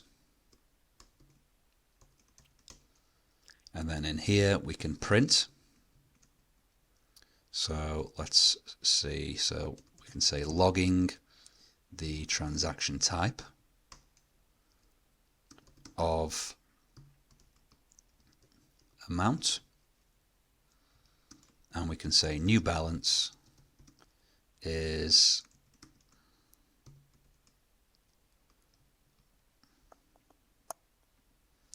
self dot balance. Okay, now rather than logging this message inside of the deposit method, we can just call this log transaction method. Okay, so we can say self dot log transaction, and then we can pass the transaction type, which is a deposit, and we can pass the amount, which is amount. Okay, so this should work pretty much the same as before, but we now have a few extra methods. Okay, so we have a protected method here with a single underscore. So if we actually look at what would happen if we try to access this outside of the class. So if we have a scroll down, what did we call it again? So isValidAmount. Oh, isValidAmount. You can see that we can access this outside of the class, but we are not supposed to, because it's got it's prefixed with an underscore, meaning that it should be used within the class only. Whereas the private method, which is called log transaction. So if we let's see, so let's say withdraw and 300. Now if we run the program, you can see that we get an error because this is a private method and we are not allowed to access it outside of the class. So you can see here we have the protected method, which is used internally to validate the deposit amount and is accessible by any subclasses if needed. And then we have the private method called log transaction with the double underscore, which is used to log transactions and is intended only for internal use within this bank account class. And this method should not be accessible or overridden in subclasses. Okay, and again, we'll get to that very shortly in the inheritance section of the course.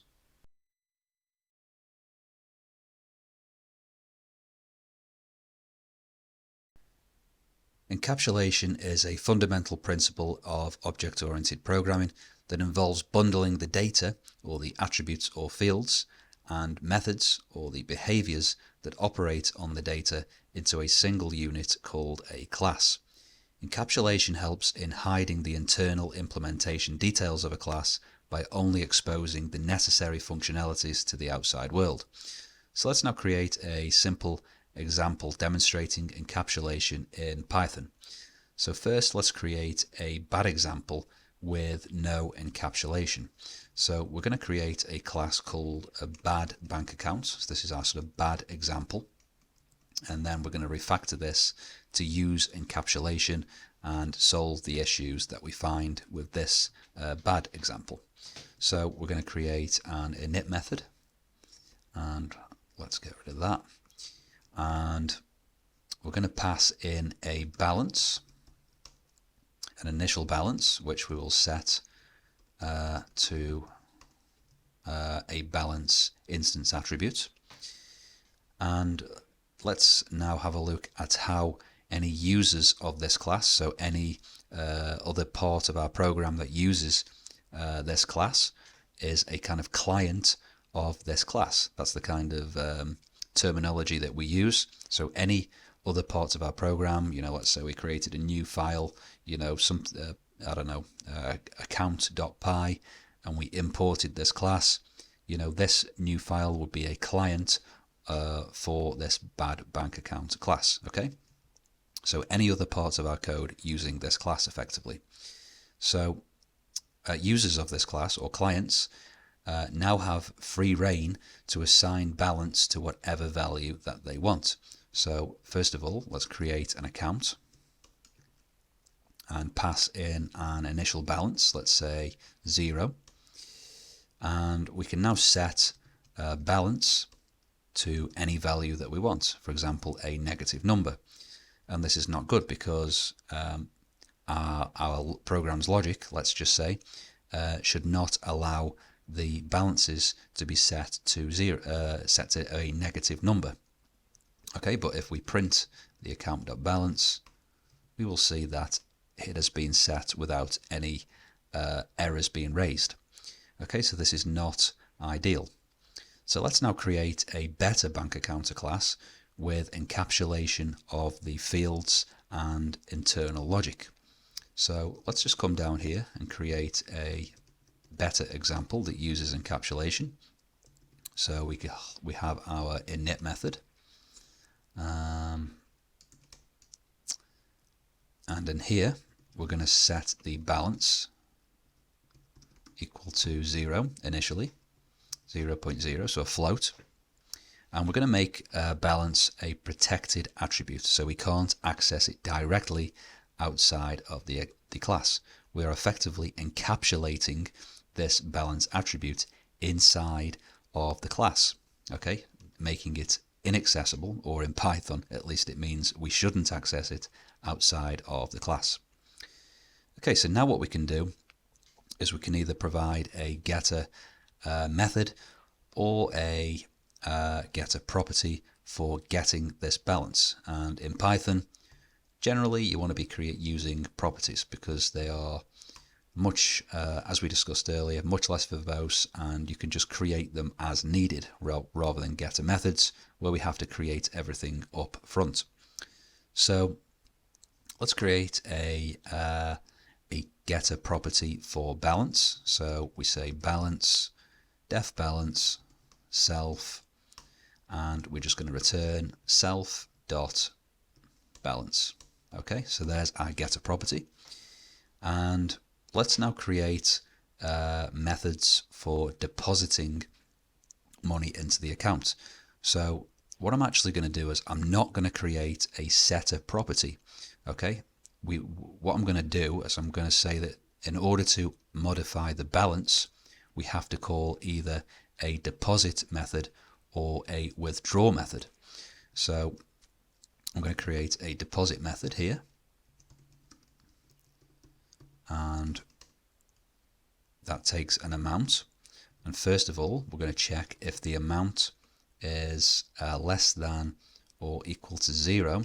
So if we try to deposit 0 or less, which makes absolutely no sense, so we're going to raise a value error in Python with a message of deposit amount must be positive. Okay. Otherwise, if we pass this test, we can set the balance. So self.balance, and we can just plus on the amount. Okay, so we add the amount to the current balance. Okay, and now let's create a withdraw method. So we can say def withdraw, and we want to withdraw a certain amount. And again, these are instance methods because we are passing the self parameter, and we need to access instance data, so it makes sense that these are instance methods, or they need to be instance methods, otherwise we can't access the balance on each object. So in withdraw, what we can do, again, we can check if the amount being withdrawn is less than or equal to 0. Then we want to raise a value error, so let's just copy paste that, and we will say this time withdraw amount must be positive. And then we also need to check here if amount is the amount that we are trying to withdraw. If it's greater than the actual amount in the balance, then we need to also raise a value error, and we'll provide a message called insufficient funds. Okay, and if we pass all of these conditional statements, then we get to the end and we can just subtract the amount from the balance. So we can say minus equals the amount. Okay, so now let's go ahead and actually create an account from this bank account class. So we can say account is equal to bank account, and let's actually print the account balance. Okay, so because we have provided a property, a getter property for balance, we can just access this balance property. It looks like we're accessing the balance attribute directly, but actually we're calling this method. And if we try to assign account.balance a value, so for example -1, you can see we get an error. So we cannot assign to attribute balance for class bank account. And this is because we haven't actually provided a setter property. Okay, we're kind of forcing the user to use these two methods, okay, for depositing and withdrawing cash. Okay, so that's the way we've designed this class to work. So let's actually try to deposit some money. So we can say account deposit, and let's deposit $199, and let's print the account.balance, and then let's actually withdraw some money. So account.withdraw, and let's withdraw $1, and then print the balance. Okay, so let's run this program, and you can see, let's see, so let's just uncomment what we had previously. So let's uncomment all of this and run the program again. So we can see the initial balance is 0, which we are setting in the init method when we create a new account object, which we are doing here. We deposit $199, print the balance, and then we withdraw 1 and print the balance again, and all of this is working correctly. And if we try to do something stupid, such as withdraw an amount greater than we have in the account, so for example, account withdraw 100, we should get an error message because we are actually trying to withdraw more than we have an account, so we get this insufficient funds method. So now we have a nice controlled way of updating this balance field in the account. So let's just recap what we've got here. So notice in the bank account class, again, we've provided a getter property for this protected balance attribute, but no setter property. And this allows users of this class to read the balance using account.balance, but not set the balance directly with, for example, account.balance equals -1, which would still be bad. So to modify balance, bank account provides a simple public API, these two methods, deposit and withdraw.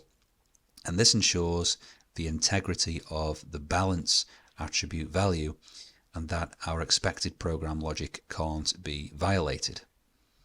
So step by step, the bank account class encapsulates the account data, which is this balance attribute, and its related methods, deposit and withdraw, into a single unit of this bank account class. The data members, so balance, are marked as protected, encapsulating them within the class and preventing direct access from outside of the class. A getter property method called balance is used to provide controlled access to the protected balance data, and methods deposit and withdraw are used to manipulate balance, ensuring that operations are performed safely and according to the business rules of our program. So what we've demonstrated here is how to create an instance of the bank account class and interact with its properties and methods without needing to know the internal implementation details. So here we have a sort of user of this bank account class. So this can be, other developers maybe use this class, or other classes in our program, other files in our program or software using this bank account class. They can't directly access the balance field as it's marked as protected. So this data is encapsulated within the class, and the methods dictate the rules for how this data can be accessed and modified, ensuring that our program's rules can't be violated by users or consumers of the bank account class. For example, it's no longer possible to withdraw more money than is in the account. And encapsulation of the logic inside of the methods in bank account also means that users don't have to worry about the implementation details when interacting with a bank account object. For example, the user doesn't have to worry about the logic involved in withdrawing money. They can just call account.withdraw and then pass the amount that they want to withdraw. And the implementation details are hidden and encapsulated in the class. Okay, so they're all here. We don't have to repeat this logic, or any users of a bank account don't have to worry about the sort of complex details within withdrawing money from the account. Okay, and if the user tries to do something silly like deposit a negative amount, the program will throw an error and the user will be notified. So encapsulation of logic within methods in the bank account class allows users to interact with a bank account object without needing to know or understand the internal implementation details of how withdrawals, deposits, or other operations are carried out. So users of the bank account class can interact with bank accounts using a very simple intuitive API or intuitive methods like withdraw or deposit, without needing to understand the complex logic behind these operations. So encapsulation abstracts away the complexity of the implementation details, allowing users to focus on the higher level functionality provided by the bank account class. Users only need to know about the public interface of the bank account class. In other words, its public methods or properties to use it effectively, while the internal implementation details remain hidden. So in summary, encapsulation allows for clear separation between the public interface and the internal implementation details of a class, providing users with a simplified and intuitive way to interact with objects while hiding the complexity of how those interactions are handled internally. The aim of abstraction is to reduce complexity by hiding unnecessary details. So for example, when you press a button on a TV remote, you don't have to worry about or interact directly with the internal circuit board within the remote. Those details, those complex details, are abstracted away. So let's go through an example of abstractions. So let's create an email service class whose job is to basically send emails. So to send an email, we have to first connect to the email server, then we have to authenticate, then we send the email, and then we disconnect. So let's create a few methods for sending an email. So we'll first create a method called connect, and this is going to be a protected method, and I'll explain why shortly. So let's just print connecting to email server, and we don't have to actually connect to an email server, we're just going to print connecting to email server. This is just for demonstration purposes. Then we can create a method called authenticate, and again we can just print. So let's just print authenticating, and finally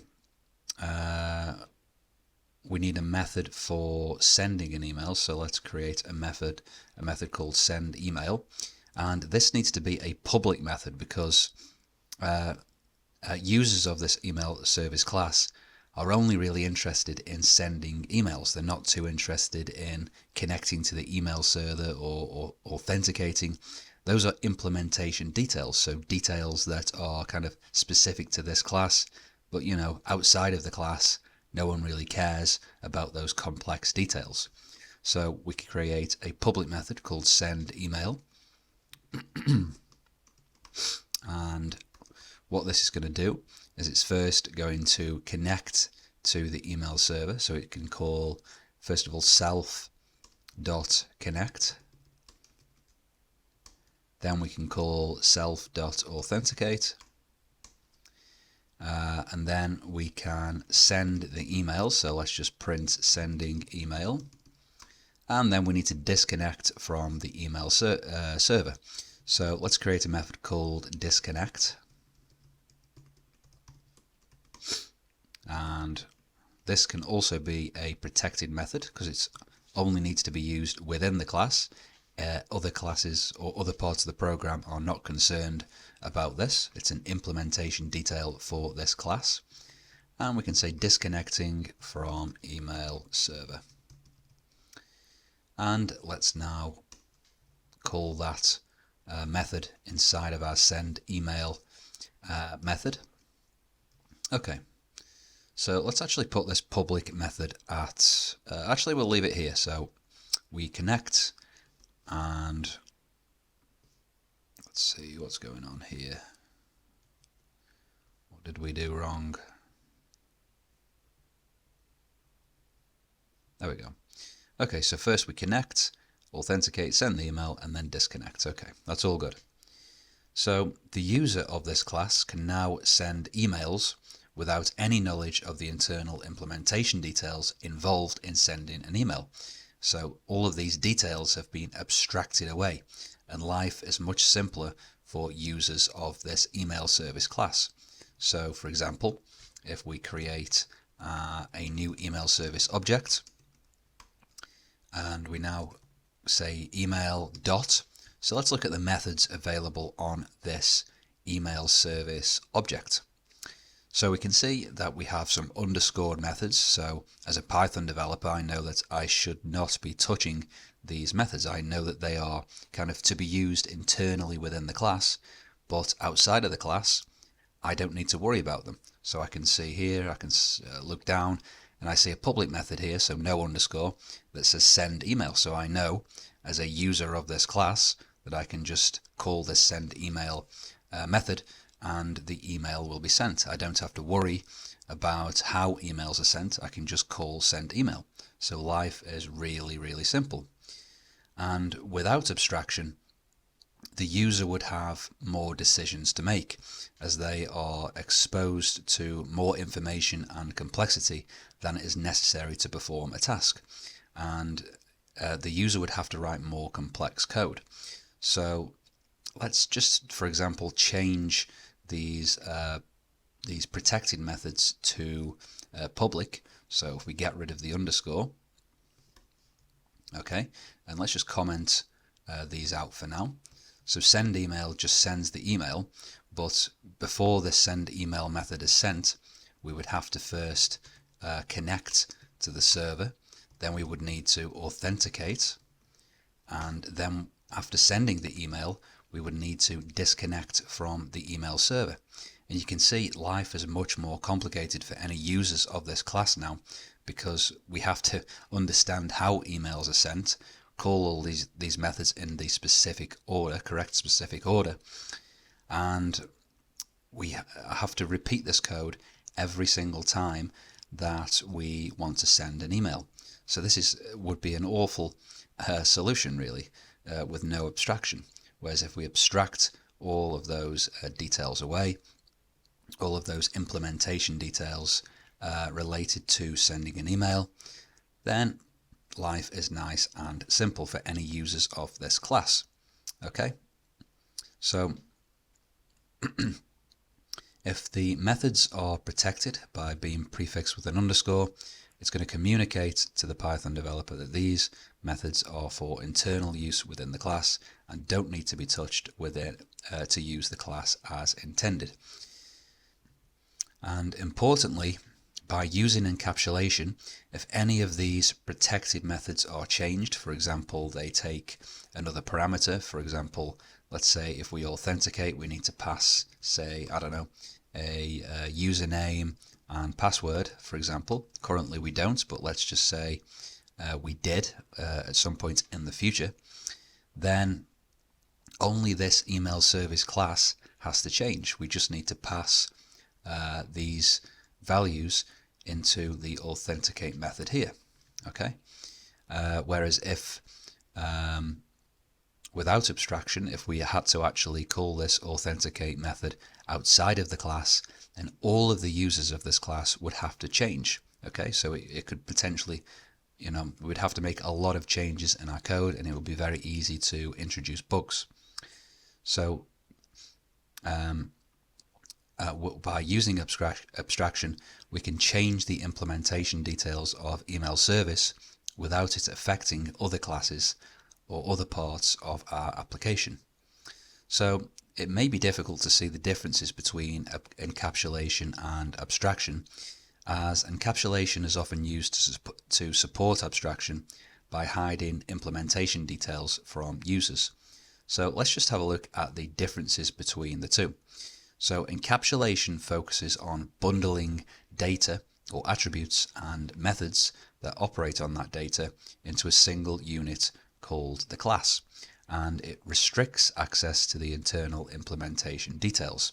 So this is achieved by defining attributes and methods as private or protected and exposing only a control interface, e.g., in other words, the public methods. For example, by marking connect, authenticate, and disconnect as protected, hides their details from the user of the email class. Whereas abstraction, on the other hand, focuses on hiding complexity by providing a simplified high-level interface to interact with. So just by providing this simple send email method, we are effectively concealing the underlying implementation of sending an email. So it allows users to focus on what an object does rather than how it does it. So for example, the send email method, as we mentioned, abstracts away those multiple internal steps required to send an email, providing a nice and simple interface for the user. So just to clarify even further, encapsulation emphasizes bundling and restricting access, while abstraction focuses more on simplifying usage by hiding unnecessary details. So, and it's also important to note that encapsulation is a mechanism that enables abstraction, but they are still distinct concepts. Inheritance is a fundamental concept in object-oriented programming that involves creating new classes based on existing classes. So subclasses inherit properties and behaviors from their superclasses and can also add new features or override existing ones. And inheritance is often described in terms of an is-a relationship. So for example, a car is a vehicle, okay? And a bike is a vehicle, okay? So this demonstrates that inheritance kind of resembles or kind of models this is-a relationship between classes, okay? So let's go through an example to show you how inheritance works. So first of all, we're going to create a base class or a superclass representing a vehicle. So we can say class vehicle, and we can set up some attributes in the init method for each object. So we say self, let's say each vehicle needs to have a brand, a model, and the year it was made. So we can set those up here. So we create a brand attribute, assign it to the value passed in. Same for model, and the same for the year. And let's just say that every vehicle should have a start method, so it should have the ability to start the vehicle. So let's just print, keep things nice and simple, and we're just going to say vehicle is starting. And we can also provide a stop method, so every vehicle should have a stop method, and we can just say vehicle is stopping. Okay. Now all specific vehicles such as cars, bikes or planes can inherit this common behavior, this common vehicle behavior, and also these common vehicle attributes from this vehicle kind of parent class. So now let's create a few subclasses. So first of all, let's create a car. So we can say class car.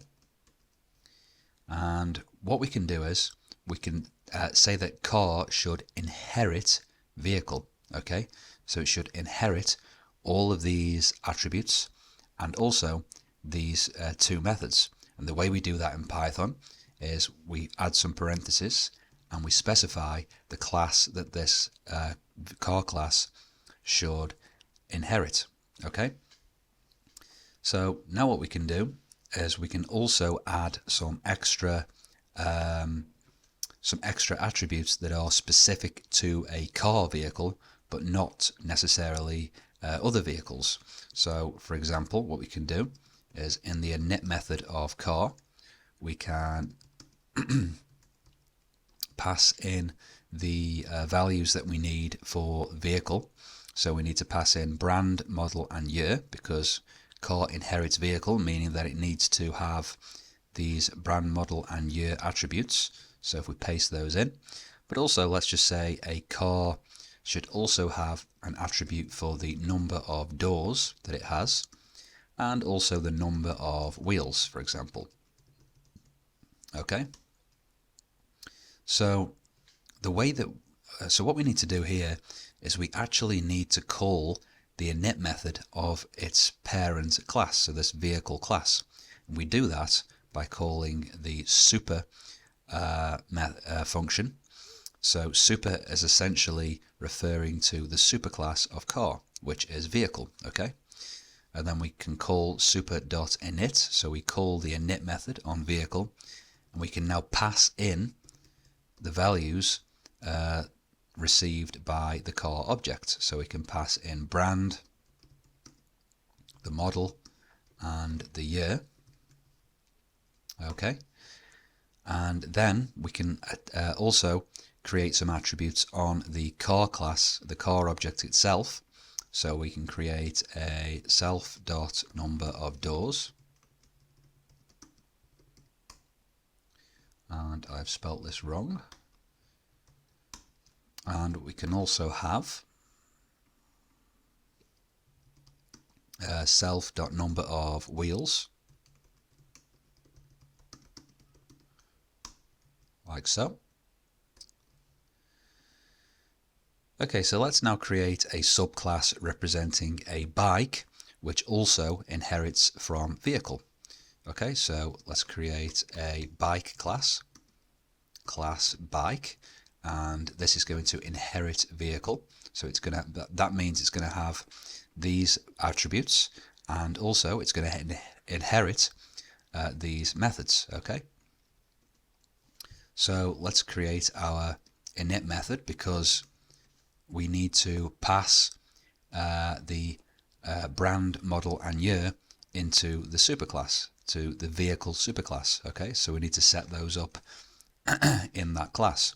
So in here we can have again the brand, model, and the year.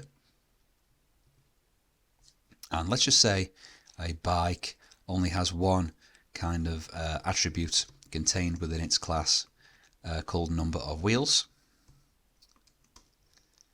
So again, we can set up the attributes for the superclass by calling super. So super in this case is going to refer to vehicle. And we can call init. So we need to call the init method on the vehicle class and pass in the brand, model, and year for this particular bike object that is being created. So we can pass in the brand, model, and year. So let's just copy and paste in those. And we also need to create a new attribute on the bike class itself called number of wheels. So self.number of wheels equals number of wheels. Okay. Okay, so let's actually create a few vehicles from these classes. So first of all, let's create a car class. And in here we have to pass a brand, a model, the year the car was made, the number of doors. So you can see here, these are the kind of inherited attributes that we have to pass. So these come from the vehicle sort of superclass, or the parent class. And now we have the cars classes. So the more specific car class has its own attributes that we now have to also pass. So you can see here we pass those to the parent class, and we set these attributes in the car class itself. So in here we need to pass the number of doors. So let's say this is a 5-door, and the number of wheels, which is 4. Okay, and let's also create a bike. So let's create a Honda Scoopy. And let's say the year is 2018 and the number of wheels is 2. It's kind of a silly attribute, I guess, but I guess it's possible to have different numbers of wheels on different bikes. Anyway, let's print what this car class looks like. So a car object looks like. So we can do that by saying car.dictionary. So you can see this is an attribute on objects. Okay, and let's just run this program to see what we get. So you can see by printing car, so double_dict, this is kind of like dictionary, it kind of gives us back a sort of dictionary for all of the attributes that this object has. So if we call this kind of dict attribute, which is available on all objects in Python, it gives us back a kind of dictionary with all of the attributes on this object. And we can do the same for the bike. Okay, and we can see all of the attributes that we have on the bike object. Okay, so as you can see, just to kind of summarize what we've got here, we don't have to write the commonly used fields and methods for every single type of vehicle. We can just inherit them from the vehicle class, so we only have to write them in one place. If we didn't use inheritance here, we would have to create a start and stop method on car, and we would also have to, repeat all of these attributes that are shared by all vehicles in every single type of vehicle class. So now, also the advantage of this is that if we want to change the start method, then we only have to change it in one place in this vehicle class. Okay, so just to show you another thing, so if we call the start method on car, we also have this start method on bike as well. So you can see vehicle is starting and vehicle is starting. So that is inheritance, and inheritance also allows for a very important object-oriented programming concept called polymorphism, which we will look at next. The word polymorphism is derived from Greek and means to have multiple forms. So poly meaning many and morph meaning forms. And in programming, polymorphism is the ability of an object to take many forms. So first of all, I'm going to show you an example that has no polymorphism. So here we have a car class with an init method where we set up some attributes that a car should have. So we have the brand, the model, the year, and the number of doors. And we also have a couple of methods to start a car and stop a car. Okay, and we also have a motorcycle class, which also has its own attributes, so the brand, model, and the year. And it also has a couple of methods for starting and stopping a bike, okay, or a motorcycle. So let's say that we want to, first of all, create a list of vehicles to inspect. So we're going to loop through this list of vehicles and inspect them. So the inspection can involve, let's say, starting and stopping the vehicle. So first of all, let's create a sort of list of vehicles. So we can create, first of all, a car. So let's create a Ford Focus.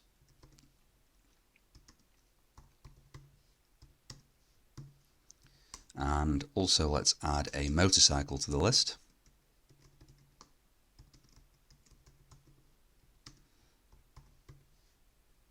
Okay. And now we need to loop through these. So let me just make a comment here. So create list of vehicles to inspect. And now we're going to loop through a list of vehicles and inspect them. So we can do this in Python by saying for vehicle in the vehicles list. Now in here we need to actually check what the type of object is. So the problem we have here is that this vehicles list is actually made up of different types of vehicles. We have a car, we have car objects, and we have motorcycle objects. Okay, so we don't really have like a common class to work with here. We have to kind of deal with separate types of objects. Okay, so for example, if I look at a vehicle, and let's say I want to look at, I want to start the vehicle, there are actually no common methods in these objects, in these classes, right? There's nothing to enforce these vehicle objects to actually have a start method. For example, in car we have a start, a method called start, and in motorcycle we have a method called start bike. So there's nothing in our program that kind of gives us any certainty that the developer has kind of kept these methods consistent, right? So this is an issue, and that can kind of be solved in this case by checking what type of object that we are currently working with. So, for example, if we want to check if this is a car object, we can use isInstance, which means is an instance of the car class. So we can see is vehicle, in this case, an instance of the car class, and if it is, then we know that this is a car, which means it will have all of the attributes and methods available on car. Okay, so we can safely access those attributes and methods. So let's just create a print here. So inspecting vehicle.brand.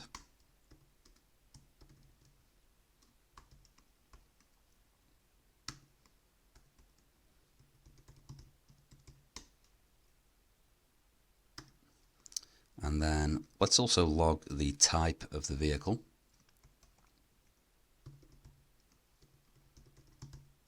Okay, which we will know as a car object.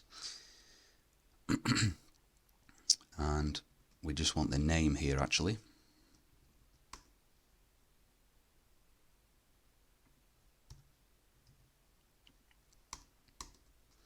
And then we also want to check if we are dealing with a bike, so we can say, is the current vehicle that we're dealing with in this loop of type, or is an instance of, the motorcycle class?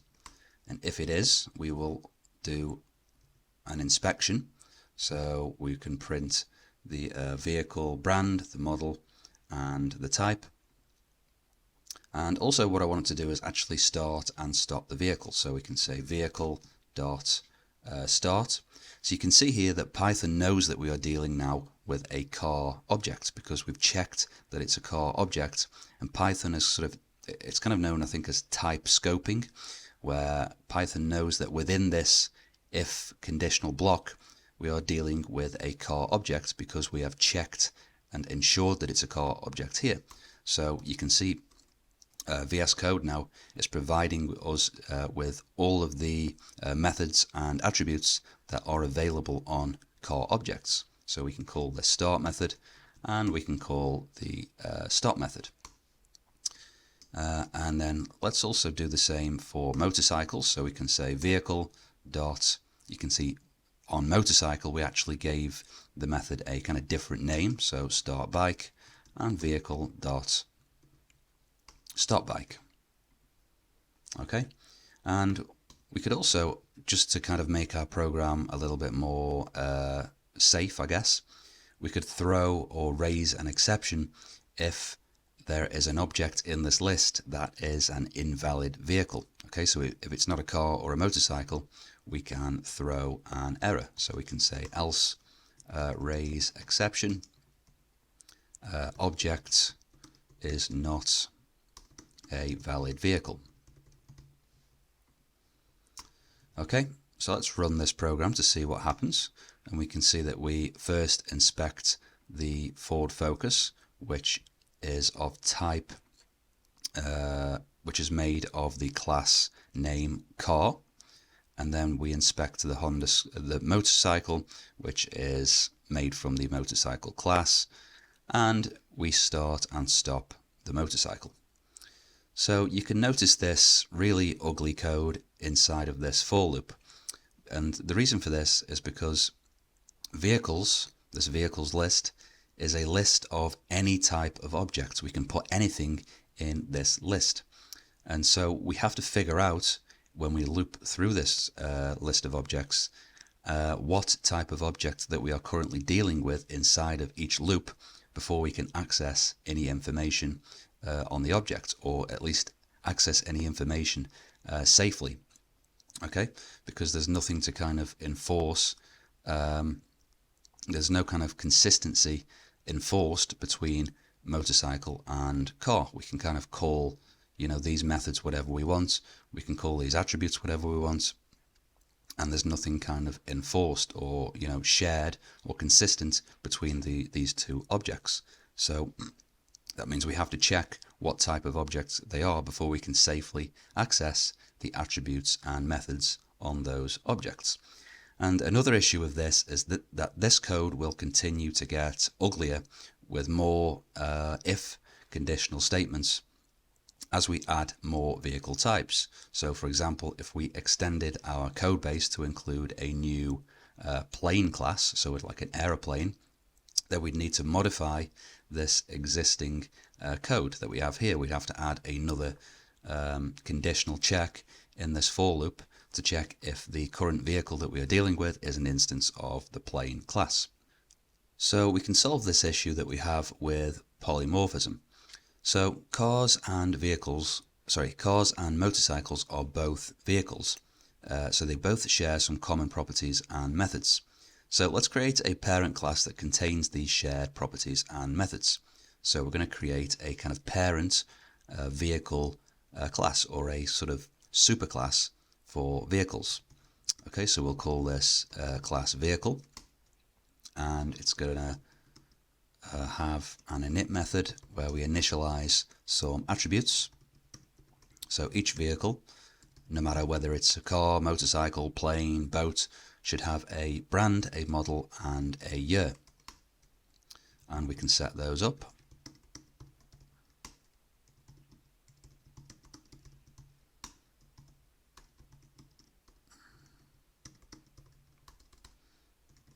Okay. And also, each vehicle should have the ability to start or stop. So let's provide some methods to start and stop each type of vehicle.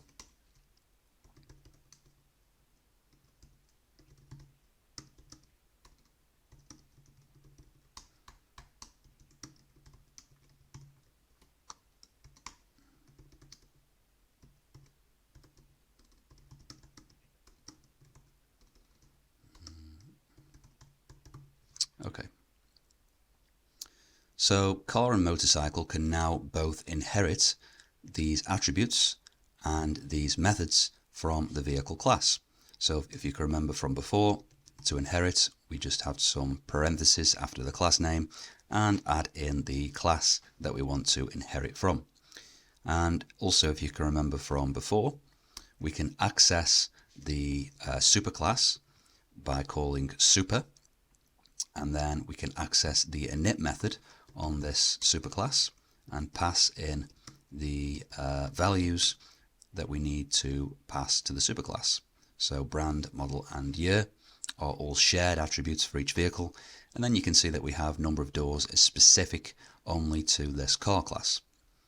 Okay, and we can do the same for motorcycle, so let's go ahead and do that. And you can see that motorcycle actually has none of its own kind of specific attributes. Okay, so let's see, what is the issue here? So we actually need to inherit the vehicle class here. Okay, so let's actually have a look to see if all of this still works. So you can see all of this is still working. However, I think what we'll do actually now is just comment out these methods for now. So we're just going to inherit these start and stop methods from the vehicle class for now. So let's comment those out, and we're actually going to recreate our inspection logic because this is pretty messy with all these if conditional statements. So for vehicle in vehicles. So now we know that all vehicles inherit this vehicle class. Okay, so we can actually now treat all specific vehicles just as a type vehicle. Okay, so we don't have to worry about the specific type of vehicle to perform an inspection on each vehicle. So all we now need to do is just check that it's a type, is an instance of vehicle. So we can say if is instance the current object, if it's a instance of the vehicle superclass, then we can just perform our inspection. So I'm just going to copy and paste in the inspection logic for now. So you can see here we're doing basically what we were doing before. So we inspect the brand, the model, and then we log the type of class that this vehicle is made from. We then start and stop the vehicle. So now if we run our program, we can see that we get vehicle is starting and vehicle is stopping, and then we inspect the motorcycle, which is of type motorcycle, so it's made from the motorcycle class, and we get vehicle is starting and vehicle is stopping. But let's say that we wanted to provide more kind of specific methods for starting and stopping each vehicle. Well, what we can actually do is we can override the methods from the vehicle superclass within each specific class. So in car, we inherit these start and stop methods, but we can actually override them, so kind of provide more specific implementations within the car class itself. And we can also do the same thing for a bike. Okay, but we need to actually give it the same name as the method that we are inheriting to actually override it. So let's run the program now to see what we get. And we can see now we get a more specific log to the console. Okay, so you might be wondering that about car and motorcycle are now both extending this vehicle class as they are both vehicles, but you might be wondering what's the point in car and motorcycle both extending vehicle if they are going to implement their own versions of the start and stop method. And the reason for that is because we can now treat all of these objects as vehicles. Whether it's a car or a motorcycle, we can now treat them in the same way. We don't have to worry about each specific vehicle. We can just treat them as vehicles, okay? Which means that they all share. We know it's kind of guaranteed that each vehicle is going to have these set of attributes and this set of methods, okay? So despite the vehicles being of different types, polymorphism allows us to treat them all as instances of the base vehicle class, and the specific implementations of the start and stop methods for each vehicle type are invoked dynamically within this loop. Okay, so what we can also do here in Python, we can use kind of type hinting. So we can say that vehicle is a list, vehicles, it needs to be a list of vehicle objects. Okay, so now this is going to kind of further enforce that vehicles has to be a list of vehicles. Okay, so now what we can actually do is remove all of this code, and because Python knows that this vehicles list can only contain vehicles, we can actually just have our inspection logic. So if we uncomment this and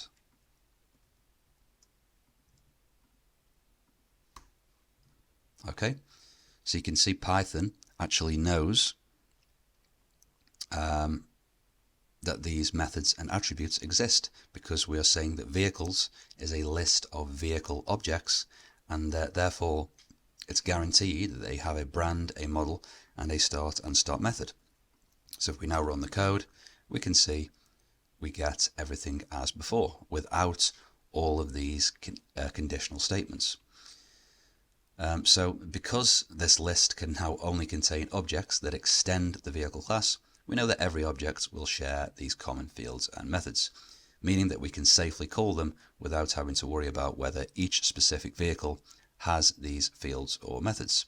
So this demonstrates how polymorphism enables code to be written in a more generic and flexible manner, allowing for easy extension and maintenance as new types of vehicles are added to the system. So for example, if we wanted to add another type of vehicle, we don't have to modify the code used to inspect vehicles or the client code, right? We can just extend our code base, so add another class to our code base without having to modify the existing inspection logic.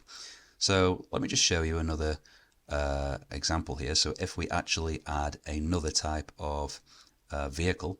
So let's say we add a plane class. Okay, so here I've just pasted in a plane class, which extends the vehicle class. We then set up the brand, model, year, and planes also, like cars, have a more specific attribute for the number of doors. And then we override these start and stop methods from the vehicle superclass.